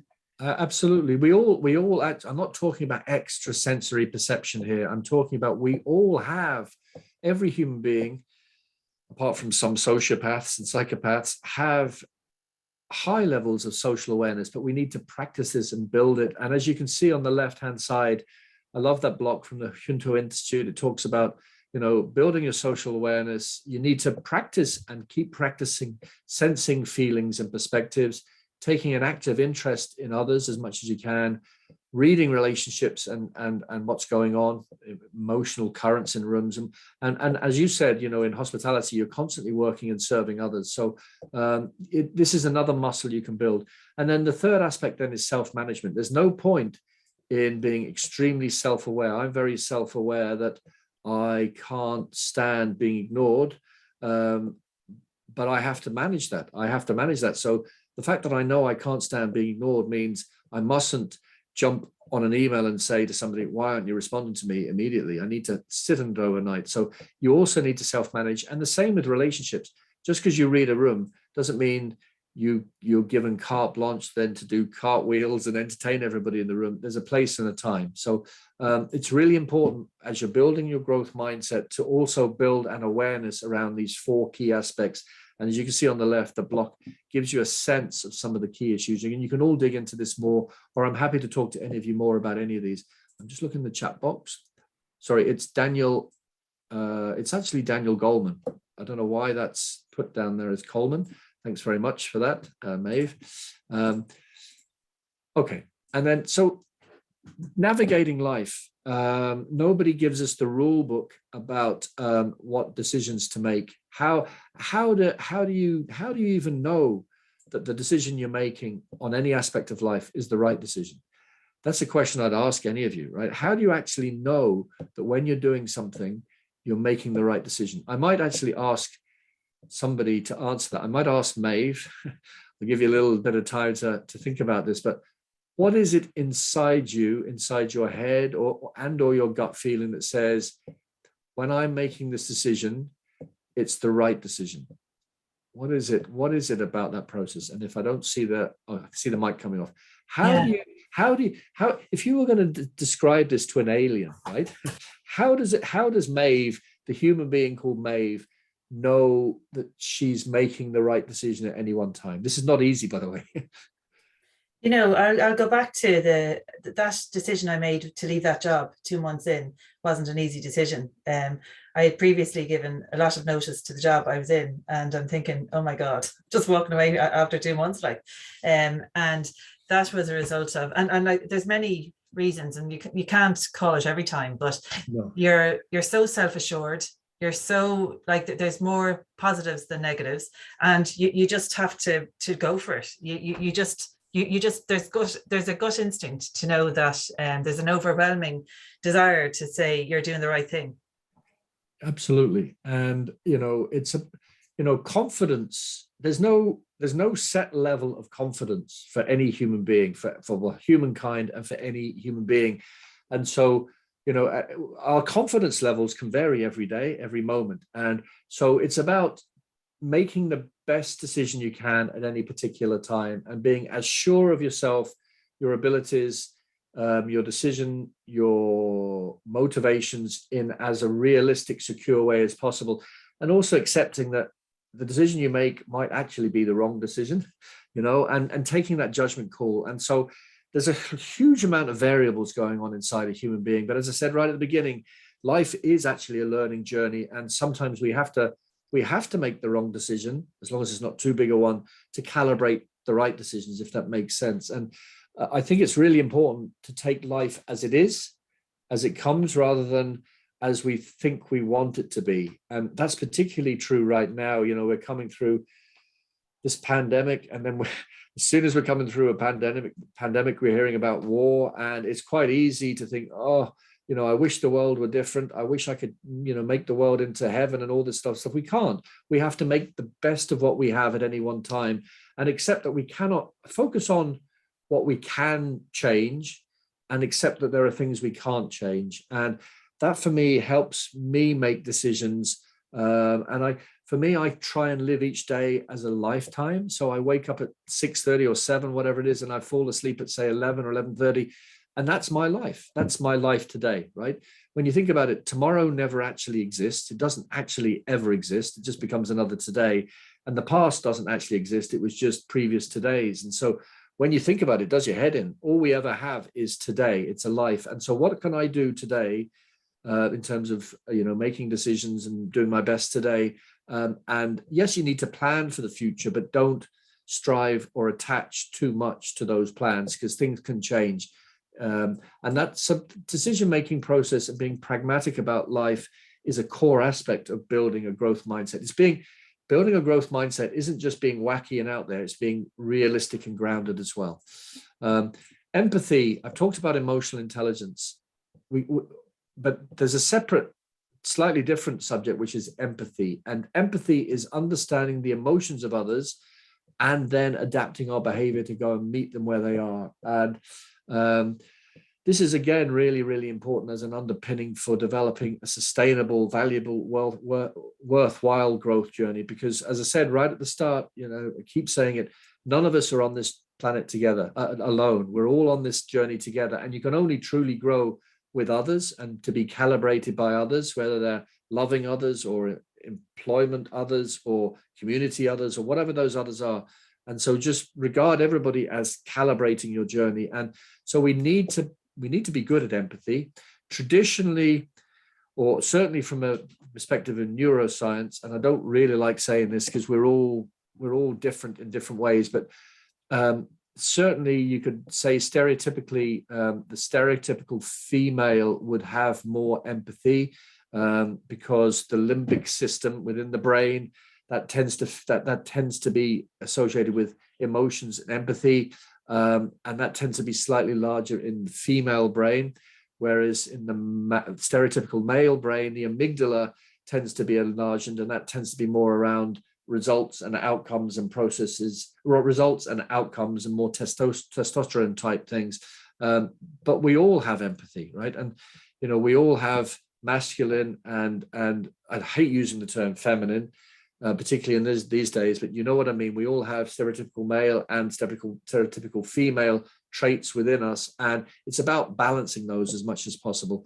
And it involves the ability to communicate that you can see the world from another person's point of view. So when you think about trust is a really, really, really, really valuable thing. And it underpins each of our growth journeys, but it's invisible and nobody can define it and nobody can tell you what it is. And yet we all feel lack of trust in our gut feeling.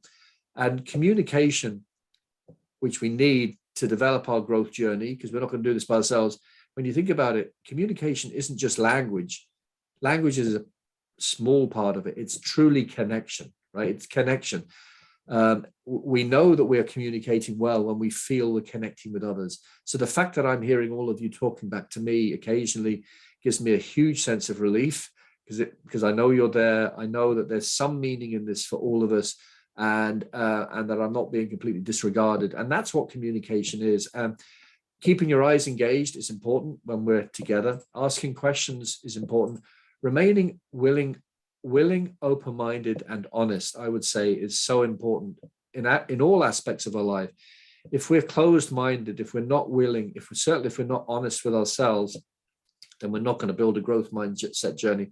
So those three words for me, it's funny, those three words come from 12-step programs: being willing to improve, being open-minded, not closing your mind to the possibility of improving, and being honest, not just with others, but probably more importantly, or as importantly, but certainly more importantly, with yourself, being honest about sometimes this is just too much, or I can't focus on this now. Willingness, open-mindedness, and honesty, they're really important.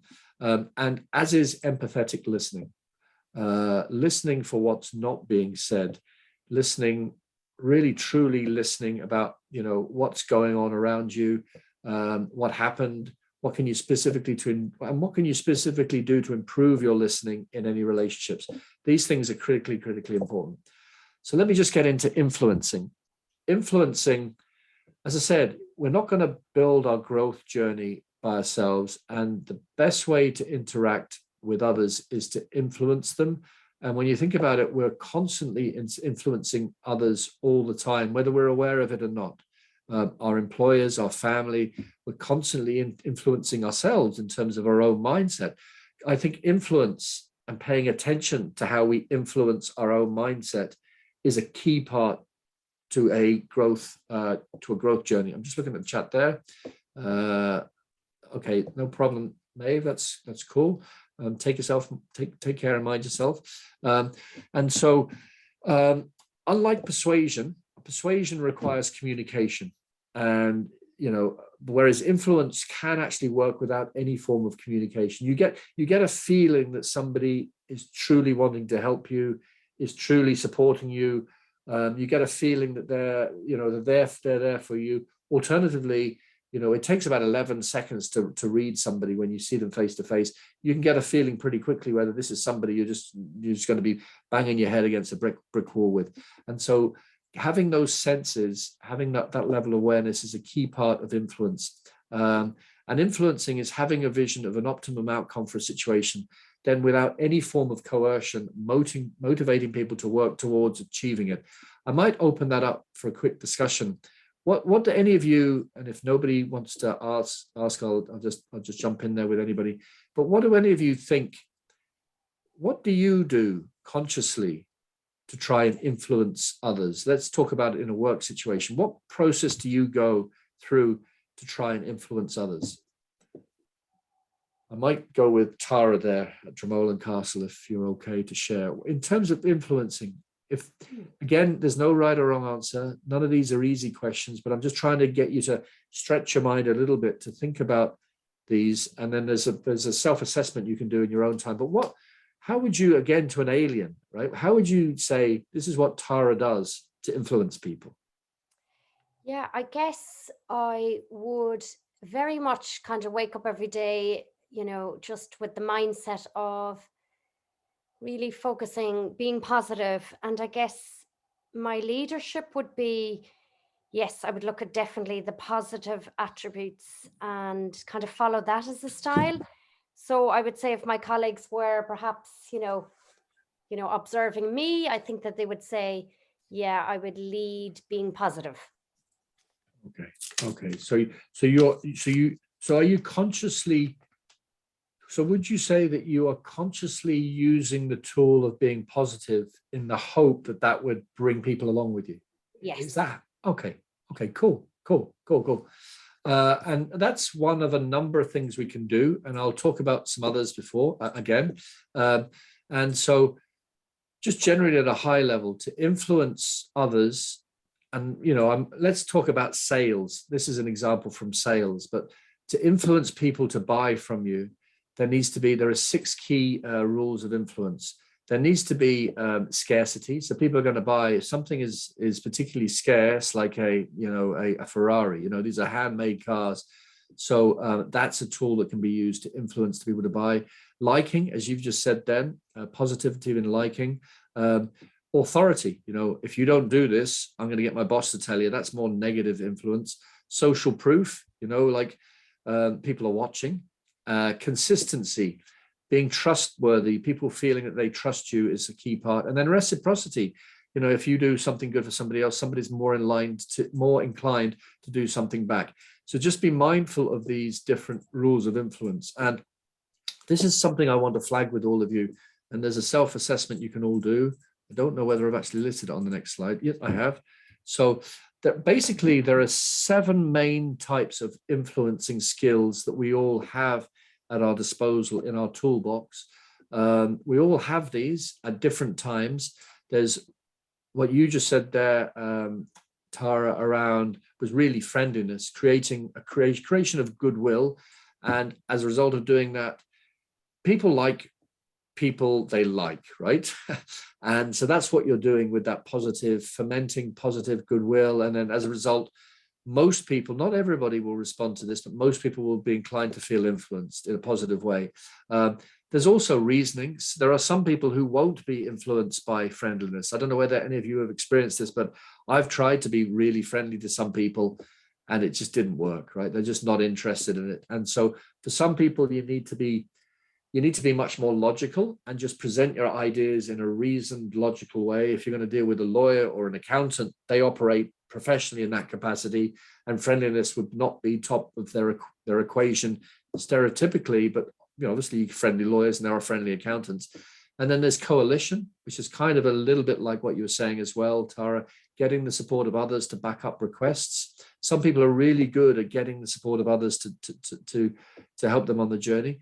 Then there's negotiating. Some people are just very good at entering into a discussion with somebody else with a view to reaching an agreement and an outcome, and they're professional negotiators. And then there's assertiveness. Assertiveness is being direct about what you want, feel, or desire. That's the first part. And the second part is in a way that's respectful of the views of others. So it's not being aggressive and it's not being passive. It's being direct, but in a respectful way. And that's another way of influencing. I'm just looking at the chat box. Okay, no problem, Helen. And then there's the two more, I suppose, the two more negatives, which are higher authority, which is, if you don't do this, I'll get my boss. And then finally, sanctions. If you don't do this, you're going to be fined or punished. And so they're the 7 main types. And this is just something for all of you to think about in your own time. This is something you can do at the start of a week or at the end of a week or whenever, and just think about 2 or 3 situations that are going to be complex or difficult to handle, a difficult conversation with a boss or, asking for a pay rise, or whatever that is, right? Whatever that situation is. And then write down, what was the influencing style that I actually used or that I would like to use if you're going to do it at the start of the week? Which one of those 7 that I mentioned? And then when you review this afterwards, do you think that was the most appropriate one that I could have used? What do you think was the most appropriate that I could have used? And what was the least appropriate? And this might sound a little bit contrived, but as I've mentioned many times, developing a growth mindset, moving forward and influencing others is a tool that you can use to do that. Requires you to be constantly working at this. It's a bit like building the muscle in the gym. You've got to be aware and practice and be aware of what you're doing. And so this is a nice little way of doing it. I might just open that up for discussion. Talk to Tara, but what about Sylvia there in terms of influencing styles? And are you even aware that you use different, I'll just go back to them, any of these different influencing styles for different occasions? Would you juggle them around to suit different types of people or situations? What do you think about this? Would you mind just scooching back to the previous slide there? Yep. There you go. I definitely do use some, and I didn't realize that I do. Exactly. So I suppose for me, so I work in food safety, so there's a lot of compliance there. And so I probably, even though I'm not an overly assertive person, there's definitely just on the 5th one there, ordering and demanding compliance. So there's a big element of compliance within food safety and food businesses. So that probably is something I do use. Yeah, no, I'm glad you said that, because we all kind of use some or all of these at different times.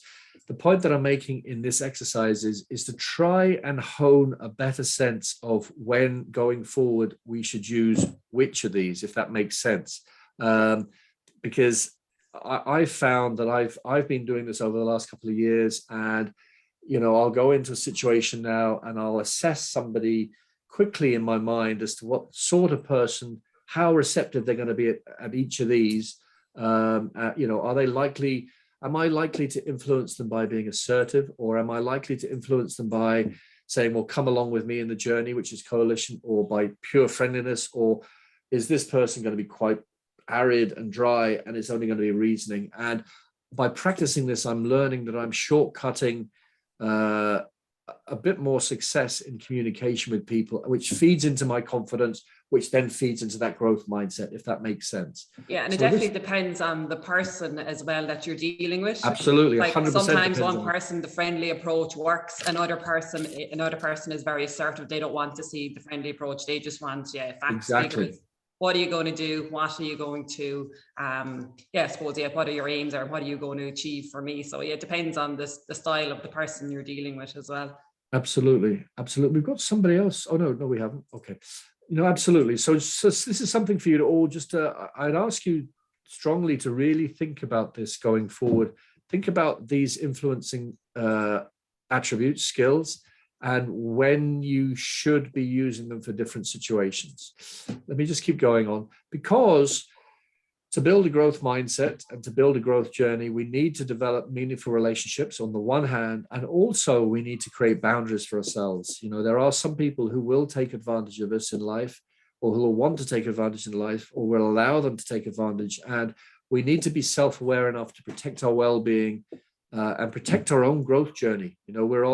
We're on this journey, a bit like taking a dog for a walk, and then suddenly somebody might come into our lives, and that dog will just dart for the lamppost, and you're not going to stop it from doing it. And we've got to be aware of when some of these situations arise in the life, because it could unravel the good work we've done, if that makes sense.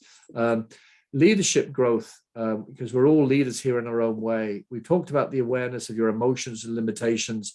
You talked about learning to see life and business as it is, not how we wish it to be. That doesn't mean we just surrender and just give up, but we need to be mindful that we can, our time is best used in focusing on the things we can control and not worrying about the things that we can't control. We need to be open to new ideas. In other words, not practice contempt prior to investigation. And we need to navigate the impact that we're having on any particular situation. When you think about it, at any particular time, we're impacting a situation, we're impacting somebody else. You're all impacting me because you're here. And so I've got to keep moving on, right? So we're all impacting each other in different ways. And that feeds into that ability to think, well, I'm on this growth journey. As I said right at the beginning, shutting yourself away and not facing this stuff is fixed mindset. And so just be mindful that,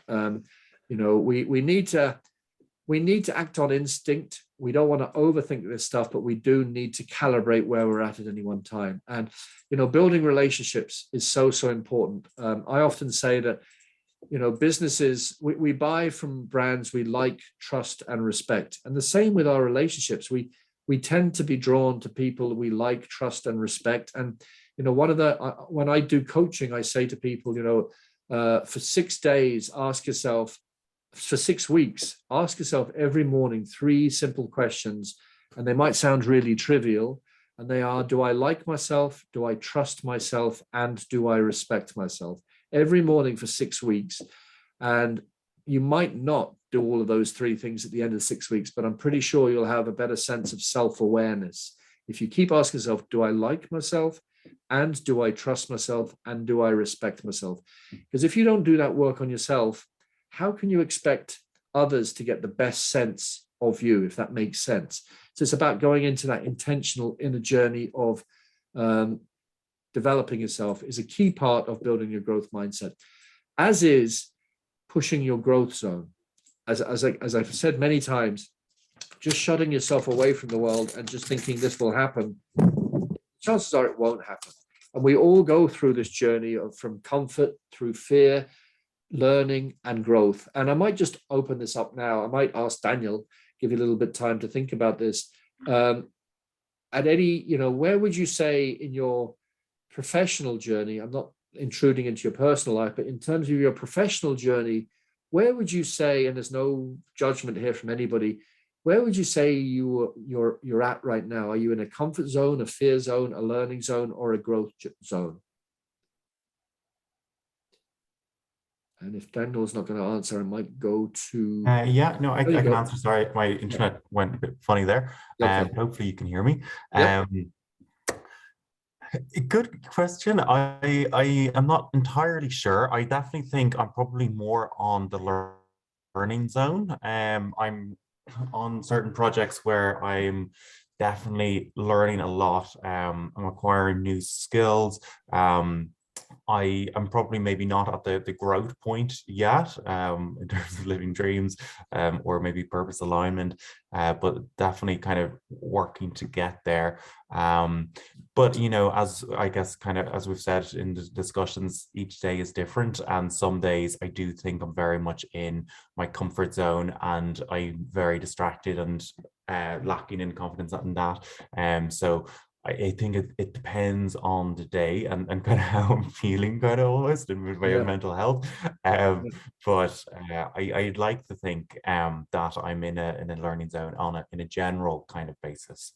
Yeah, no, that's good, and that's a great answer. And you're right, because that straight line is actually not realistic.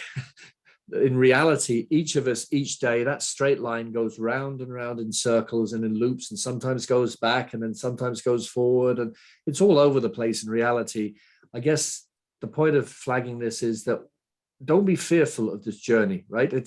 We're all humans, and so we all cry at times, we all laugh at times, we all have fear, we all have joy, we have all those emotions, and unless There are some horrendous sociopaths out there, and they exist, and you don't really want to spend time with them. But we're not talking about that 0.0001% of humankind. We're talking about 99.99 recurring of human beings want to love and be loved. And we're on a very similar journey, right? We think we're different, but we're on a very similar journey. And so it's okay to look at this as a constant iterative journey. That's the point I'm saying. And I'm just going to flick through that slide. This is really interesting, and we'll have a break. We'll have the next break after this, but I posted this on LinkedIn maybe 6-8 months ago, and it had the best, probably had nearly 180,000 views of this. And then somebody said to me, why don't you post why people succeed? And I did, and nobody was interested. So why would you say, I might ask Roger there, why would you say that people are so almost morbidly interested in why others give up? Why are we so interested in this? I suppose because it helps us to understand ourselves, I think. Perfect answer. Really, good. Yeah, no, that's the perfect answer. That you couldn't have actually put it. You've actually put it more succinctly than anybody I've ever asked that question, because other people are a reflection of us in a great sense, because we're all human beings, and as I said, we all have pretty similar emotions, and we see our own frailties. And I guess the point of flagging this is that we're not, don't beat yourself up when you feel like this, because this is just a natural part of the process. That's what I'm saying. And so it doesn't mean you're not on a growth journey, a growth mindset journey. It just is, as long as you're aware of it, and as long as you look at that previous slide and say to yourself, well, you know, this is part of that squiggly line, constantly iterative journey. That's the point I'm making. We might just stop there for the next break. We've run over a little bit, and we'll take another 10, if we can take another 10 minutes until 12:15, and then come back, and then we'll give it another 45 minutes there. There's still a lot more we're going to do with around resilience and grit and motivation and a lot more. So I'll see you at 12:15. Okay, if you want to turn your mics off, and see you at 12:15. Can I ask you one quick question, Yep. Simon? Yep. The 3 questions that you should ask yourself every day. Do I like myself? Do I trust myself? And what was the last question? Do I respect myself? And the difference between that is, if you can imagine, so when I'm asked to collaborate with somebody over business, and I've only done this because I got myself into a mess in the past, I now ask myself those questions. A, do I like this person? Do I actually want to work with them? B, do I feel that I trust them? Like, at the end of the day, you can never fully trust. It's a feeling. And that I need to tick that. And I need to tick the respect one. The respect is, do they have qualifications? Are they who they say they are? That's what that means, you know? So do I like myself? Do I trust myself? And do I respect what I'm doing today? Am I doing the right things? That kind of thing. Okay. So like, trust, and respect. Okay. Thank you. See, and by the way, I'll repeat, any questions from any of you, just connect with me on LinkedIn. I'm not going to go behind Circus back, but ask me any questions coming out of this going forward. I'm here to help. Okay. I'll see you at 12:15. Thank you.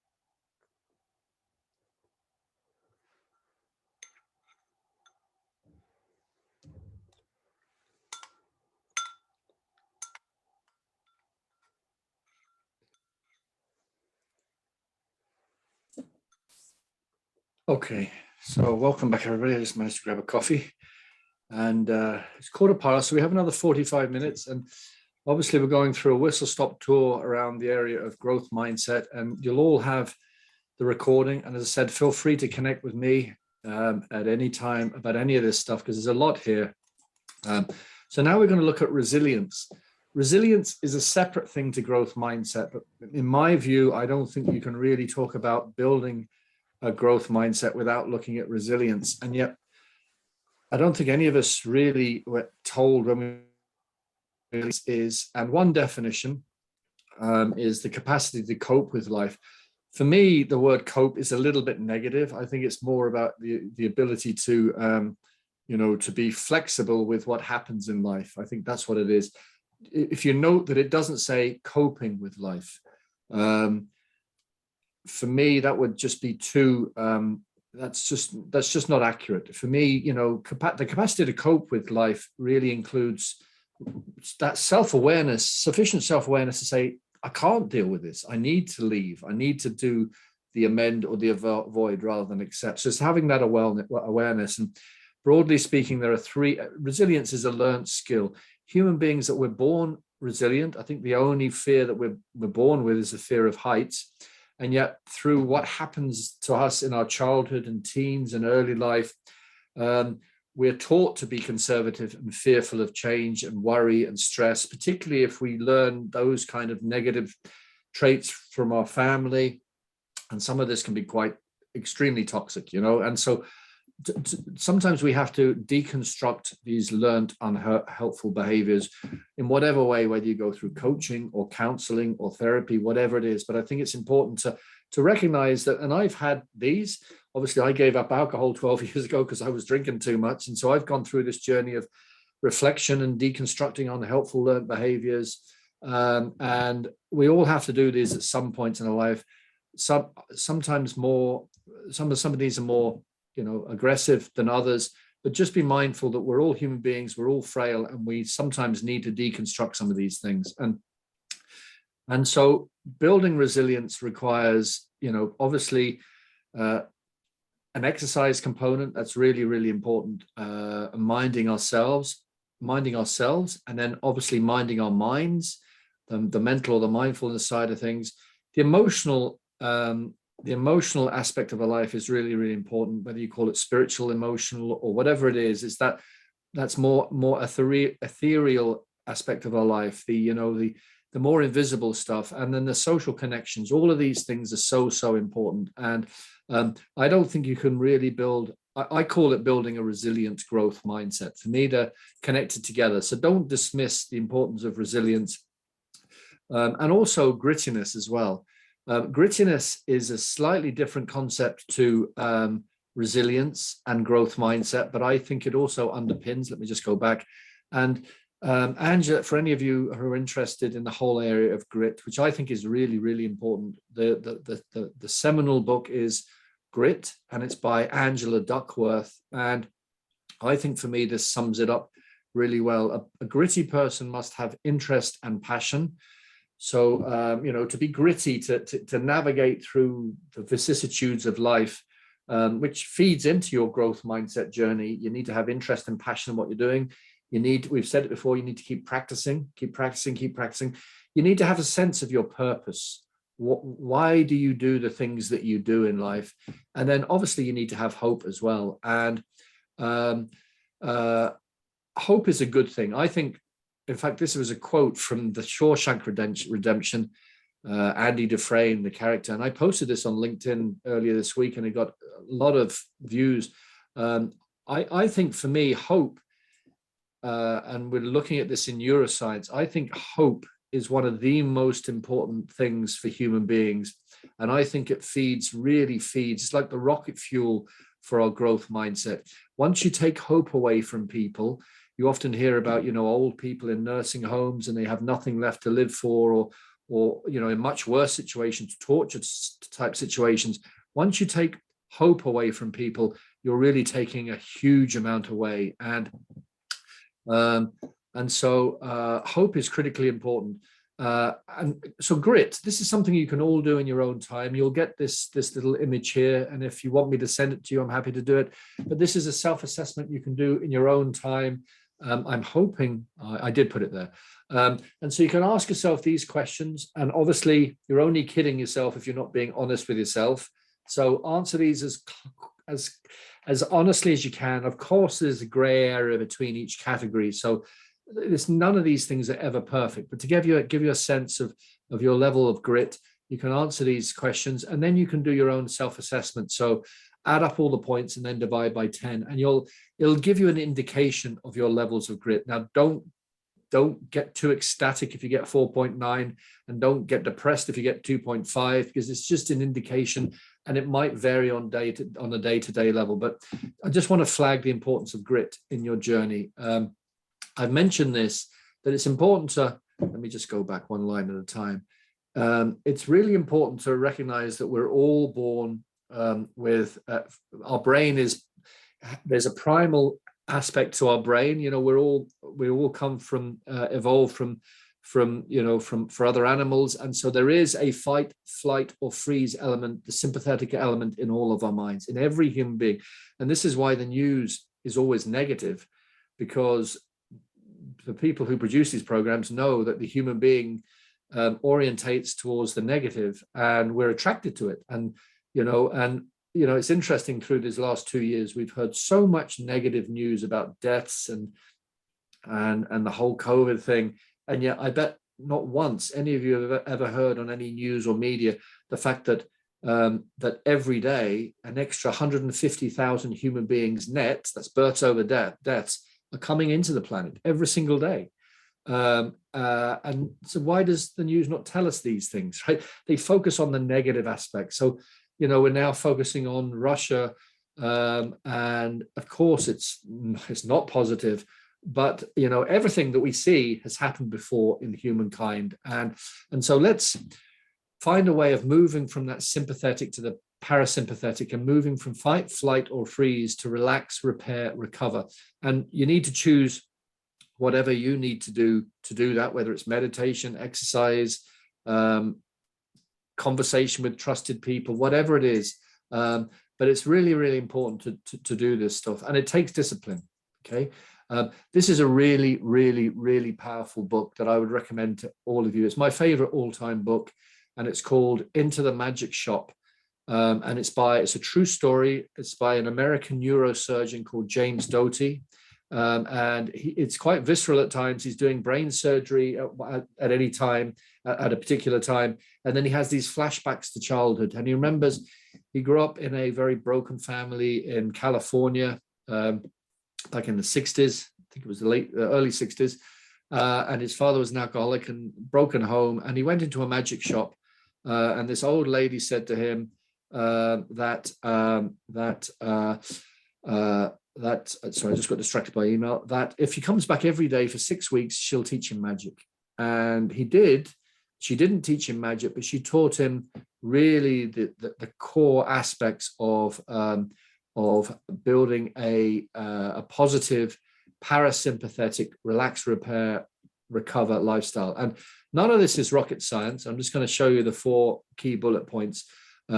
You need to find ways in your life to relax your body, right? You have to get out into nature. You have to exercise. You have to do all these sort of things. Otherwise, you're going to get into that vicious loop. You're not going to get into that virtuous growth mindset loop. Equally, you need to treat your mind as something precious. And as I said, turn it off at times, like that power drill, and look after it and mind it. You don't want to get aneurysms in your head, and you don't want to have burnout and all these and worse, and so you need to calm your mind and mind that. Most people find ways of doing those first 2 things, and then they jump into the 4th thing. They say, right, I'm looking after myself and my body and my mind. I'm going to set my goals, my growth mindset goals, and I'm going to go for it. What 95% of people don't do is they don't get honest with themselves first before they set their intentions and goals. And getting honest with yourself in every aspect of your life takes real intentional hard work, because we're often so busy. We often assume that we don't need to get honest with ourselves, or sometimes it's too scary. And he talks about how you can go about doing that in the book. It's a fantastic book. I recommend it to all of you. And I've mentioned the importance Simon, of. Yep. Sorry.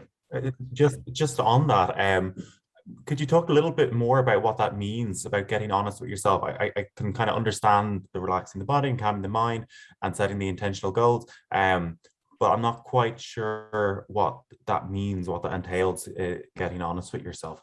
Yeah, no, so what that means in a nutshell is we kind of mentioned about the importance of being aligned. Okay, so, getting a closer sense as possible of your strengths, right? So it's very easy to go through life and just assume it will happen, but sometimes there comes a point where you have to just analyze a little bit about who you are, right? And so that's why I recommended, that's why I'm going to send you that strengths assessment thing, and also that resilience assessment.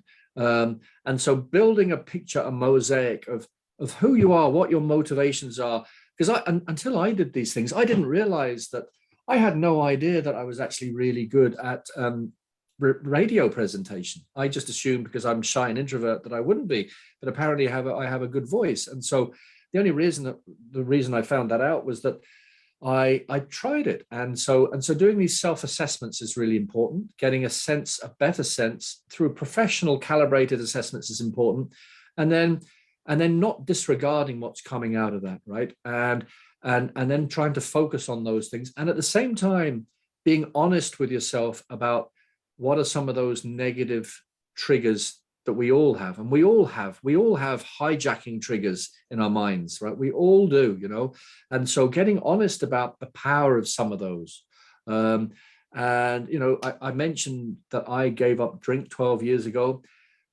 But it's interesting, Daniel and all of you, just to let you know that negative habits never, ever disappear out of our minds. They're there forever, right? I don't want to scare you, right? They're there stored somewhere in your mindset, okay? And so the best way that you can get honest and prevent them from coming back and hijacking you again is to build new, stronger, positive habits. This comes from neuroscience, is to build new, stronger, positive habits. And so I don't drink, and I've replaced that through honest, open communication with people I trust, right? And so a lot of the fears that I had inside that made me drink too much has been replaced by just opening up. I open up. And but even still today, when a football match comes on, I get in my gut feeling a feeling that I want to drink beer, right? That's just incredible 12 years later. And so that's what I'm saying, Daniel, is getting honest with your skill sets, your capabilities, is doing that. This is why I'm sending you these assessments, because I want you to, I'll send you more as well. There's more I have around motivations, how you can determine your motivational levels. You're going to see a couple later on about how you can figure out your emotional style and your emotional intelligence and how you interact with others.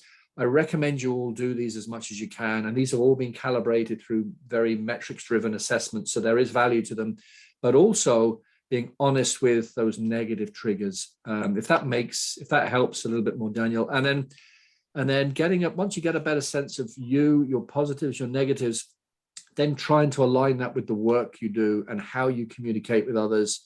So there's a little bit of intangible in this stuff, but it's really important to build that mosaic of who you are. Okay, that's what I'm saying now. And Daniel and James Doty talks about that in real detail. Because once you get a better sense of who you are, your strengths, your motivation levels, your emotional intelligence, your emotional style, your resilience, your grit levels, all of these things, and you build it up together. And by the way, I'm not expecting any of you to be experts in interpreting these things. So these assessments, so feel free to connect with me. If you feel comfortable, you don't have to. And we can have that half-an-hour chat. Because this builds into what's called flow state. The more you've done this work on yourself, the more chance you are going to feel more aligned that what you're doing and how you're talking with others and how you're coming across by others is aligned, and you're doing what you're meant to be doing in life, if that makes sense. And we often hear about athletes talking about being in a flow state, particularly marathon runners or ice hockey players. They say that they've practiced and practiced and practiced, or basketball players, they practice so much and they've analyzed themselves so much that they don't even feel the pain anymore. They're just floating, right? Or they don't even feel like they have to look at the basketball net. They just throw and it goes in there. That's been proven in the field of sport. And that's kind of what I'm talking about. Like today, I have a coaching consulting business. I have no guaranteed income coming in, but I just now know, and I'm not being arrogant here, and I might be wrong, but I know that it will continue to grow. It has grown every year.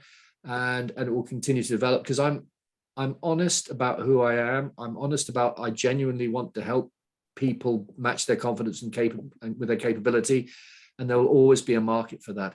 I used to be a practicing lawyer for 13 years. I used to do lots of training around deal making and sales, which made money, but I didn't really enjoy it because it wasn't me viscerally helping people, and so I wasn't being fully aligned with myself. That's what I'm talking about. It takes guts, and it's easier to do this when you have money behind you, and it's easier to do this with benefit of hindsight, but we can all start the process. And that's why I'm sending you these self-assessments. And I mentioned motivation type. There's three main types of motivation type in human beings. There are those people who are very competitive, and they prefer to maximize the difference between what's happening to them and what's happening to others, whether it's in sales or generally. Then there are people who are very individualistic. I would say, so Donald Trump would be competitive. Individualistic would be the average American, and cooperative seeks equality to minimize difference between what you're doing and what somebody else is doing. And just something to be mindful of. This is a self-assessment you can do all in your own time. There's 9 questions here, 3 scenarios. You just need to circle which one you think, or answer which one you think applies to you most. Then you can add it up and you can self-assess on the right there. And I know I'm going really fast, but we're running through time. So any questions on any of these assessments, just send me a message on LinkedIn. This one I think is really important. And Daniel, you're asking how. By going through these and honestly going through these, and by the way, and answering these questions not through your head, right, through your gut feeling. And what I mean by that is, we all know, we all know that once we start answering questions through our head, you'll be thinking, well, what does Simon want me to say? What should I say that doesn't embarrass me? Then you start to damage the credibility of your answers. So just answer honestly from your gut feeling these questions. And again, you can add them up, and this determines whether you're more rational in your thinking, positive in your thinking, or negative in your thinking. And we're all a mix of all of them. And so, but it's important to do all these different assessments, and there's more that I'll send you to start really building that picture of who you are. But that's just the start of the process. You've got to keep practicing this and reviewing it and developing it and making mistakes in the process, if that makes sense. And then another one here, emotional intelligence. This has been really strongly empirically proven as being very helpful. There's a number of questions here, and you can answer each of those questions 1 to 30, 1 to 6.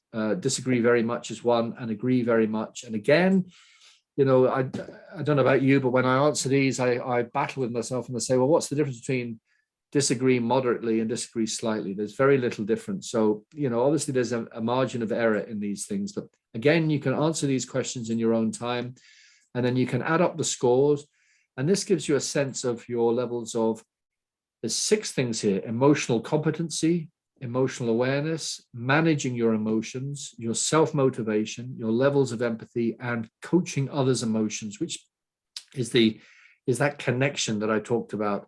And so doing these assessments are just some of the tools, and there's more I'll send you, as I said before, that will help you get a better sense of getting honest with yourself, as was said in that book.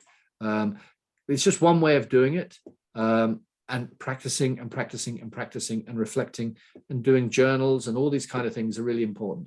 These are all really important. As is, I'm just mindful of time. We've got 25 minutes, so we're on time here. As is the importance of getting a sense in your head, the difference between mindset and mindfulness.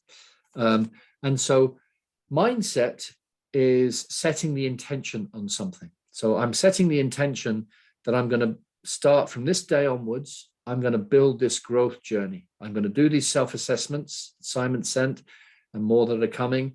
I'm going to connect with Simon for that half an hour. I'm going to read Carol Dweck's book on mindset. I would actually recommend, of any books, you probably read the book called Aligned by Hortense Le Gentil. That is a fantastic starting place for building a growth mindset journey. But mindset is only part of it. Then you have to be mindful about sustaining it. And so I'll give you an example. And so, it's easy to say, right, as of tomorrow, I'm going to start swimming in the freezing ocean, right? That's setting an intention. I'm going to start doing that. The hard thing then is tomorrow morning at 6 o'clock, going down to the water, freezing cold, a little bit blustery, and actually putting your toes into that cold water. That's what I'm talking about mindfulness. It's in order to sustain the behavior that you set through your intention, you have to condition your mind and body. That's what we're talking about mindfulness. There are other definitions of it. We talk about meditation and things, but mindfulness really is sustaining the behavior that you set your intention to do. And most people say, right, I'm going to set my mindset like a New Year's resolution, but most people don't sustain that through mindfulness. And that's staying really focused on, right, when I set my intention to do something, I really believe that this was going to help me. So to continue doing that, you've got to stay in that frame of mind, and you've got to find a way of understanding your triggers, your fears, your negative voices, because we all have them, and keep going. And this is not easy, right? Most 99% of people just give up, as I do. I would never go and swim in the cold ocean in the morning, but there are some other aspects of my life, like giving up drink, that I did decide it was worthwhile because I love my wife and daughters and my lifestyle. And so I've sustained that behavior. That took about 4 years, right, to break through that of, I could do with a pint or whatever. And so none of this is easy. But once you start exercising that mindfulness sustaining muscle, you'll realize, wow, I'm more powerful than I thought I was. I mean that in an ethical way. And so I'm definitely on this growth journey. That's kind of what I mean. And James Doty book on Into the Magic Shop talks a lot about this. I've mentioned this before. I would just change this slightly by saying, because this suggests that this is a linear thing, that everything starts in our minds. And it does, of course, it starts in our brain, right? So that's the psychological thing, what we think. And that includes our beliefs that comes from our culture and our backgrounds. And then the next thing then is our emotions. That's an interaction of our mind and our heart, and also our enteric, ENTERIC, gut nervous system, which is now directly related. And that's how and we sometimes talk about our soul, right? That's what we're talking about there. And that's how we feel. I would now say that 1 and 2 are inextricably linked. Thoughts and feelings are increasingly, through neuroscience, being determined to be very, very interrelated. But that then leads into number 3, how you behave, what you do and don't do, and then your physical symptoms, how you react. If you're feeling, we are what we think and who we associate with. So if you're thinking negative thoughts for 60 to 100 days, then the chances are you're gonna behave negatively, and you're gonna feel, and your body's gonna feel negative. That's what I'm saying there. So you need to be you need to be intentional about this. And you also need to have a positive focus on this journey. And that doesn't mean be deluded, Mickey Mouse, Disney-esque kind of everything is wonderful in life, because it's not. Things go wrong. But everything passes. Every good thing in our life passes, and every bad thing in our life passes while we're alive, obviously. And so we need to find a way of being as positive as possible. I would recommend, as much as you can, avoiding connection with toxic people. It's easier said than done. They do come into our lives, but we do, to a great extent, have a choice about who we connect with. And I have to say, I haven't actually fallen out with another human being in any way for 22 months, which is the first time in my life. And that's because I've chosen just not to deal with people I don't I don't want to give myself the opportunity to fall out with certain people. And I put myself through that like, trust, respect test with people. I've made mistakes. I'll always make mistakes. But we have a choice about this stuff, and be bold, be calm, compassionate, and courageous with ourselves in this journey. I can't really talk about building a growth mindset without talking about building habits. And building habits takes time. What I definitely want to say is, don't think, you often hear people say, well, it takes 40 days to build a habit or 100 days to build a habit. From a neuroscience perspective, that's completely inaccurate, right? I didn't know that until I did this recent program. I used to tell people on training programs, it takes about 100 days to build a habit. Kira Kelly's 100 days of walking. For some people, that's right, okay? But for some people, it can be shorter, and for some people, it can be longer, depending on who they are, their DNA, the nature, the nurture, the levels of awareness, the levels of motivation to do this sort of stuff. So your own building habit time frame is completely subjective to you. Although if you're doing the same thing every day for 100 days, the chances are you are going to start building that cognitive regeneration within your brain. But I don't want to say it's a definite time frame. So, but you do need to learn to focus on, as I said, to get the best way to get rid, well, not get rid of, because they're always stuck in the back of their mind, but to ameliorate, to dissolve to a great extent negative habits, is to replace them with intentionally, constructively replace them with positive habits, and to keep working on those positive habits. So, for example, if you want to lose weight, obviously you need to eat less and exercise more. But you don't want to starve yourself, and you don't want to go to the gym every day, because that's not positive. That's like living hell, right? So you still need to treat yourself occasionally, okay? That's a positive new habit. It's eating less, exercising more, but still having that odd treat. And keep doing that. Keep doing that. I mean, all these fad diets, I think, personally, I think they're quite dangerous, because I think the human brain, as I said, the best way to replace a negative habit is with a positive habit. And starving yourself is not a positive habit. The brain would say this is not natural. Any comments on what I've been saying? Because I've been talking for about 20 minutes here on habit, on motivation, on emotions, on knowing your mind, or on grit. Any comments? Anybody got any burning desire to say, Simon, you're wrong, or I've thought about this, or I heard this? Any comments? I'll just stop for a couple of seconds. Otherwise, I'll keep going. So I'm mindful of, we've got 18 minutes. Okay, I'll keep going. Limiting beliefs, we've talked about this. We all have limiting beliefs, and we all have these voices in our head. And, to be honest with you, most of them are, unless you have pursued to the ends of the earth, practicing singing, how can you know you can't sing? That's just a negative voice. And yes, of course, there are certain things we can't do. And that, if you're a rationally minded person, you're going to have a sense of the things you can't do. That's easy to calibrate. What's much more infinite is all those things that you could do, right? I mean, I would say there is no actual reason why, unless there are nationality or other issues going on with this group here, there's no reason why any of you can't be Taoiseach of Ireland one day. There's actually no reason, right? And prove me otherwise, okay? Other than your desire, circumstances, strategic serendipity, which is basically luck, putting your place in the right place at the right time, and all those factors. And so that's the limit of what we're talking about here. It's quite incredible. But we do need to change negative beliefs to achieve success. And you need to be aware of the intensity of the feelings or the sounds that are going through you, that are saying to you, that are whispering in the back of your head, I can't do this. You do need to cultivate a way of doing that. And in that book, Into the Magic Shop, James Doty talks about a lot of that. And you can increase the positive beliefs, the values that you'd like to try out. And some of those self-assessments I've sent you, I guarantee none of you will fail any of those. I guarantee none of you will get really poor results. You'll get variable results in all of them, which means that you're all great, capable human beings, and you're all the best. There is no better Roger Russell on planet Earth than Roger Russell. There's no better Tara on planet Earth. There's no better Daniel Kelly than Daniel Kelly on planet Earth. There are people with superior attributes, but we need to disassociate who we are with our attributes. They're completely different things. Okay, they are part of what makes the externality of us, but there is no better Daniel Kelly on planet Earth than Daniel Kelly or Simon Hague.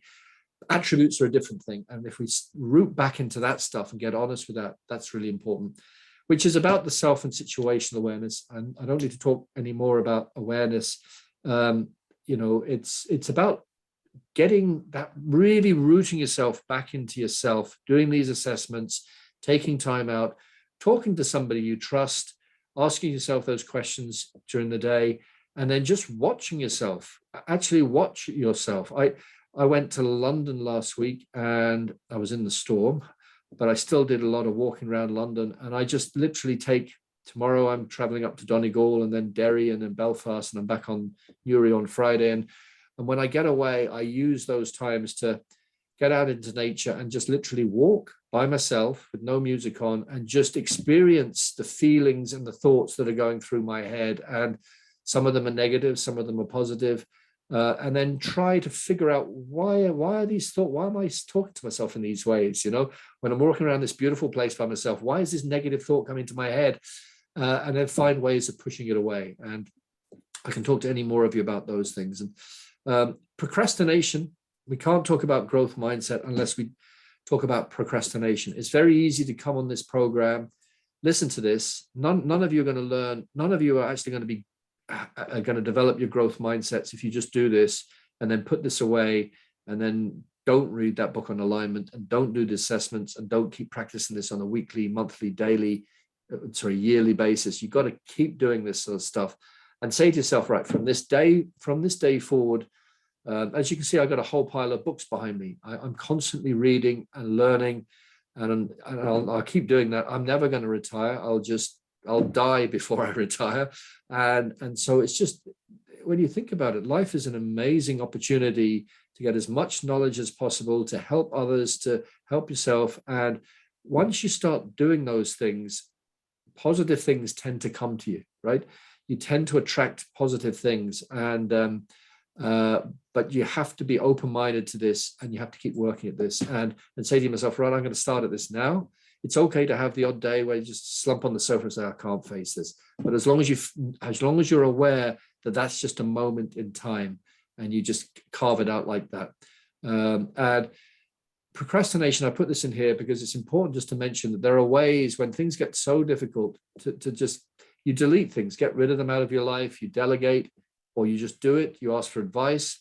It's interesting, there was a survey in India that was conducted in a high-end kind of hospice type place of elderly Indians who are, about to pass away, basically. And I think you can still Google this anyway. And they were asked, what were the top 5 things they regretted in life? And the one thing that came out top by far was, I wish I'd asked for help more in life. And I always feel a little bit choked when I say that, because when you think about it, these are people about to die, and they said, I wish I'd asked for help more in life.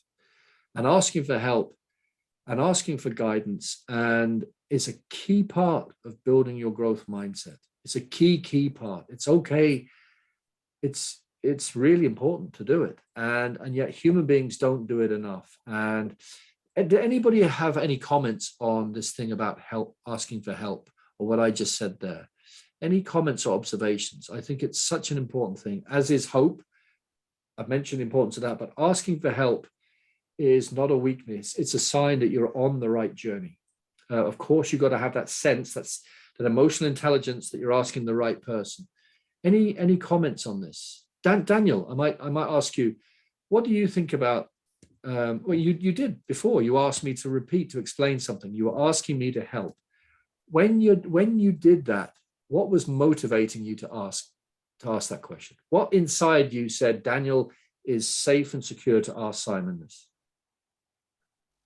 Yeah, well, I guess from the get-go, you'd kind of created that sort of like psychological safe space for us to kind of feed in and ask questions. So that was definitely a positive element. I guess in that particular example, really kind of diving in, and it's, I guess, kind of a lot of thought work that I try to do myself. And sometimes I think in these kinds of conversations or these kinds of webinars, there is a lot of, I guess, complex language, or maybe language that's that I wouldn't be that au fait with. So yeah, sometimes kind of cutting through it a little bit to really get the actual essence is really helpful for me. Perfect, perfect. So you mentioned, you felt an element of trust with me, right? That was the first thing, and I'm really pleased you said that, because it's really difficult to build that on Zoom, particularly over 3 hours. And I love getting back into rooms with people, because I'm hoping you all get a sense from my energy and my levels of enthusiasm. And don't forget, we communicate through language, and there are various elements of how we come across. It's not just the words we use, but it's our tone, it's the rhythm of our voice, it's the pace of our voice. And hopefully you can hear compassion and consideration and psychological safety in the way I'm talking.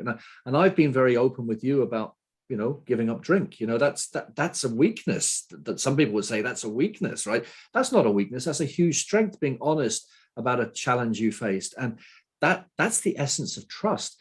You can only have a trust-based conversation with somebody that helps your growth journey if you allow yourself, one of those two people at least, momentarily, consciously or subconsciously, opens up and becomes slightly vulnerable, right? You have to have that for a trust-based relationship. And then once you do that, as long as the other person is emotionally intelligent and aware, they're going to sense you're opening up and being vulnerable, and they're prepared to be a little bit vulnerable as well. And that's what we did, Daniel, right? And that is the core of trust. And people who have that mindset and that ability to read that, and also that ability not to do that with people who will take them for granted, they have a better chance of growing. Okay, but it takes bravery, it takes conscious effort as well. Okay, let me just keep going. I don't know what's happened to there we go. I've already mentioned leadership growth mindset. I just want to repeat that. Clarity and single-minded determination. I just want to say that, if you're on this journey, and I've been on this journey for a few years now of basically seeking the truth about stuff, and then in the process, I earn money now in terms of helping people on their own growth journey. You need to be single-minded about this. You need to say, right, from this moment, I'm going to learn everything I can about growth mindset.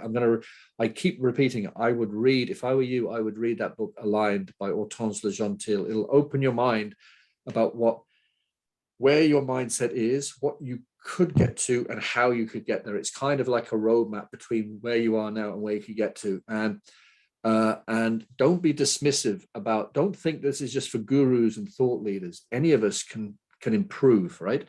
But you need to be clear and single-minded about this, and actually go for it.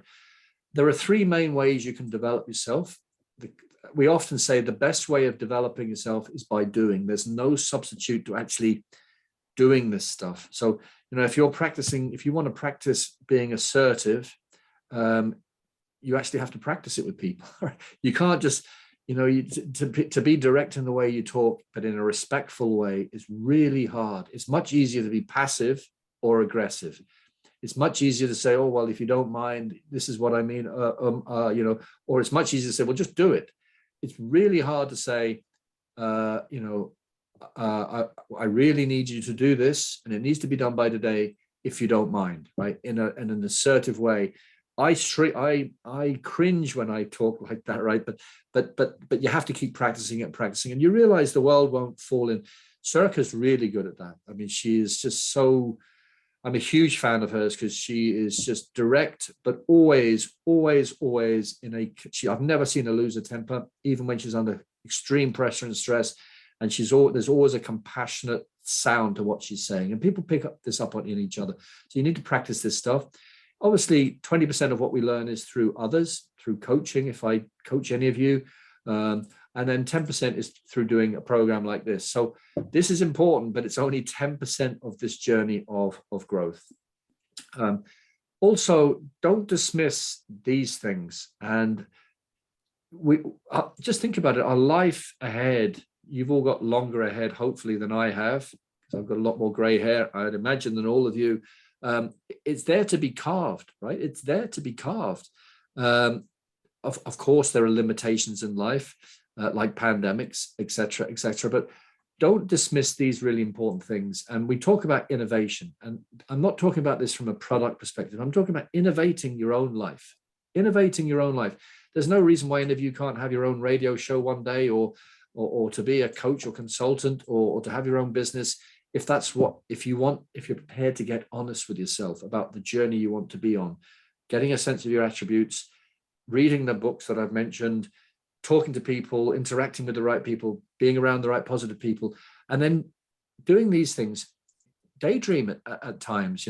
There's a concept in neuroscience called incubation, which has been proven unequivocally that most of our we have different wave frequencies: alpha, beta, delta, and they go down gamma, and there's 5 of them, right? And we often hear about the alpha state is where most of our creative thinking comes from, and that tends to be in that moment just before we're fully waking up in the morning.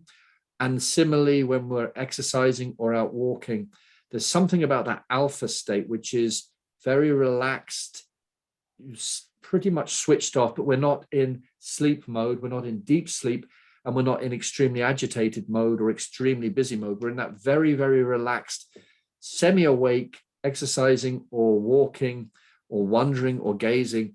That's where most creative thinking comes from the subconscious, right?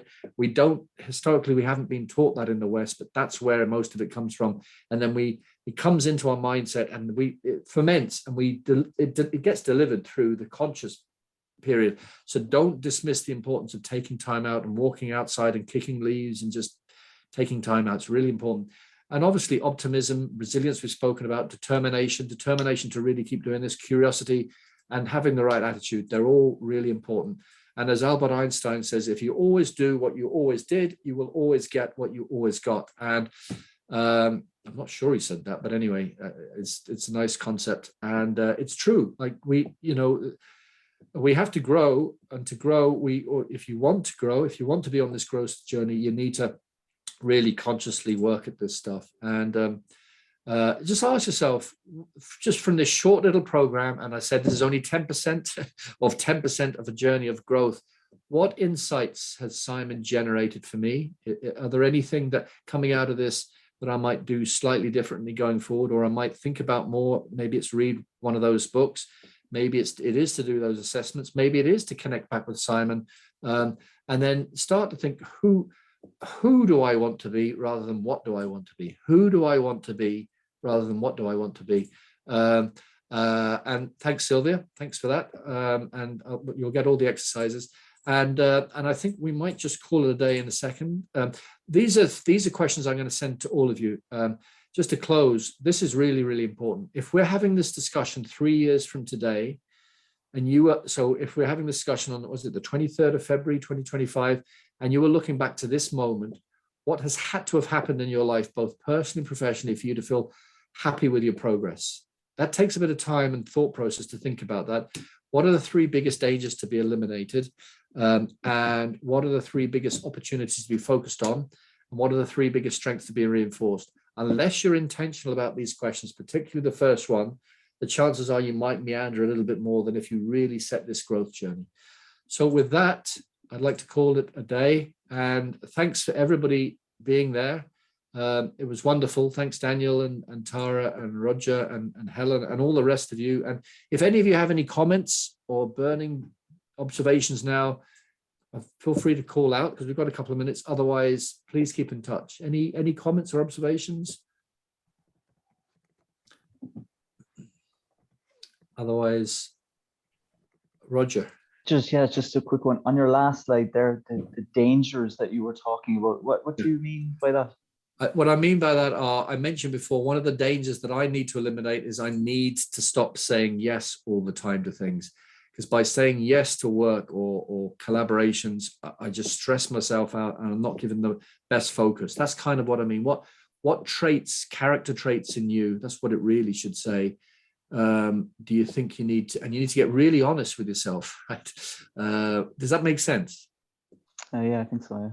Yeah, it's those character traits. You know them, Roger. You know the things in you, those little devilish sounds in the back of your head, oh, go on, Roger, you can do this, or you don't need to do that. You know those, and only you know those, by the way. You know, when you hear people say, you know, I know how you're feeling, that's actually impossible. Not one human being can know how somebody else is feeling or thinking. That's actually impossible. What we can do is empathize and associate and etc. But only you can do that work, and only I can, and only Daniel, and only Helen, and only Tara. So that's what I mean by that.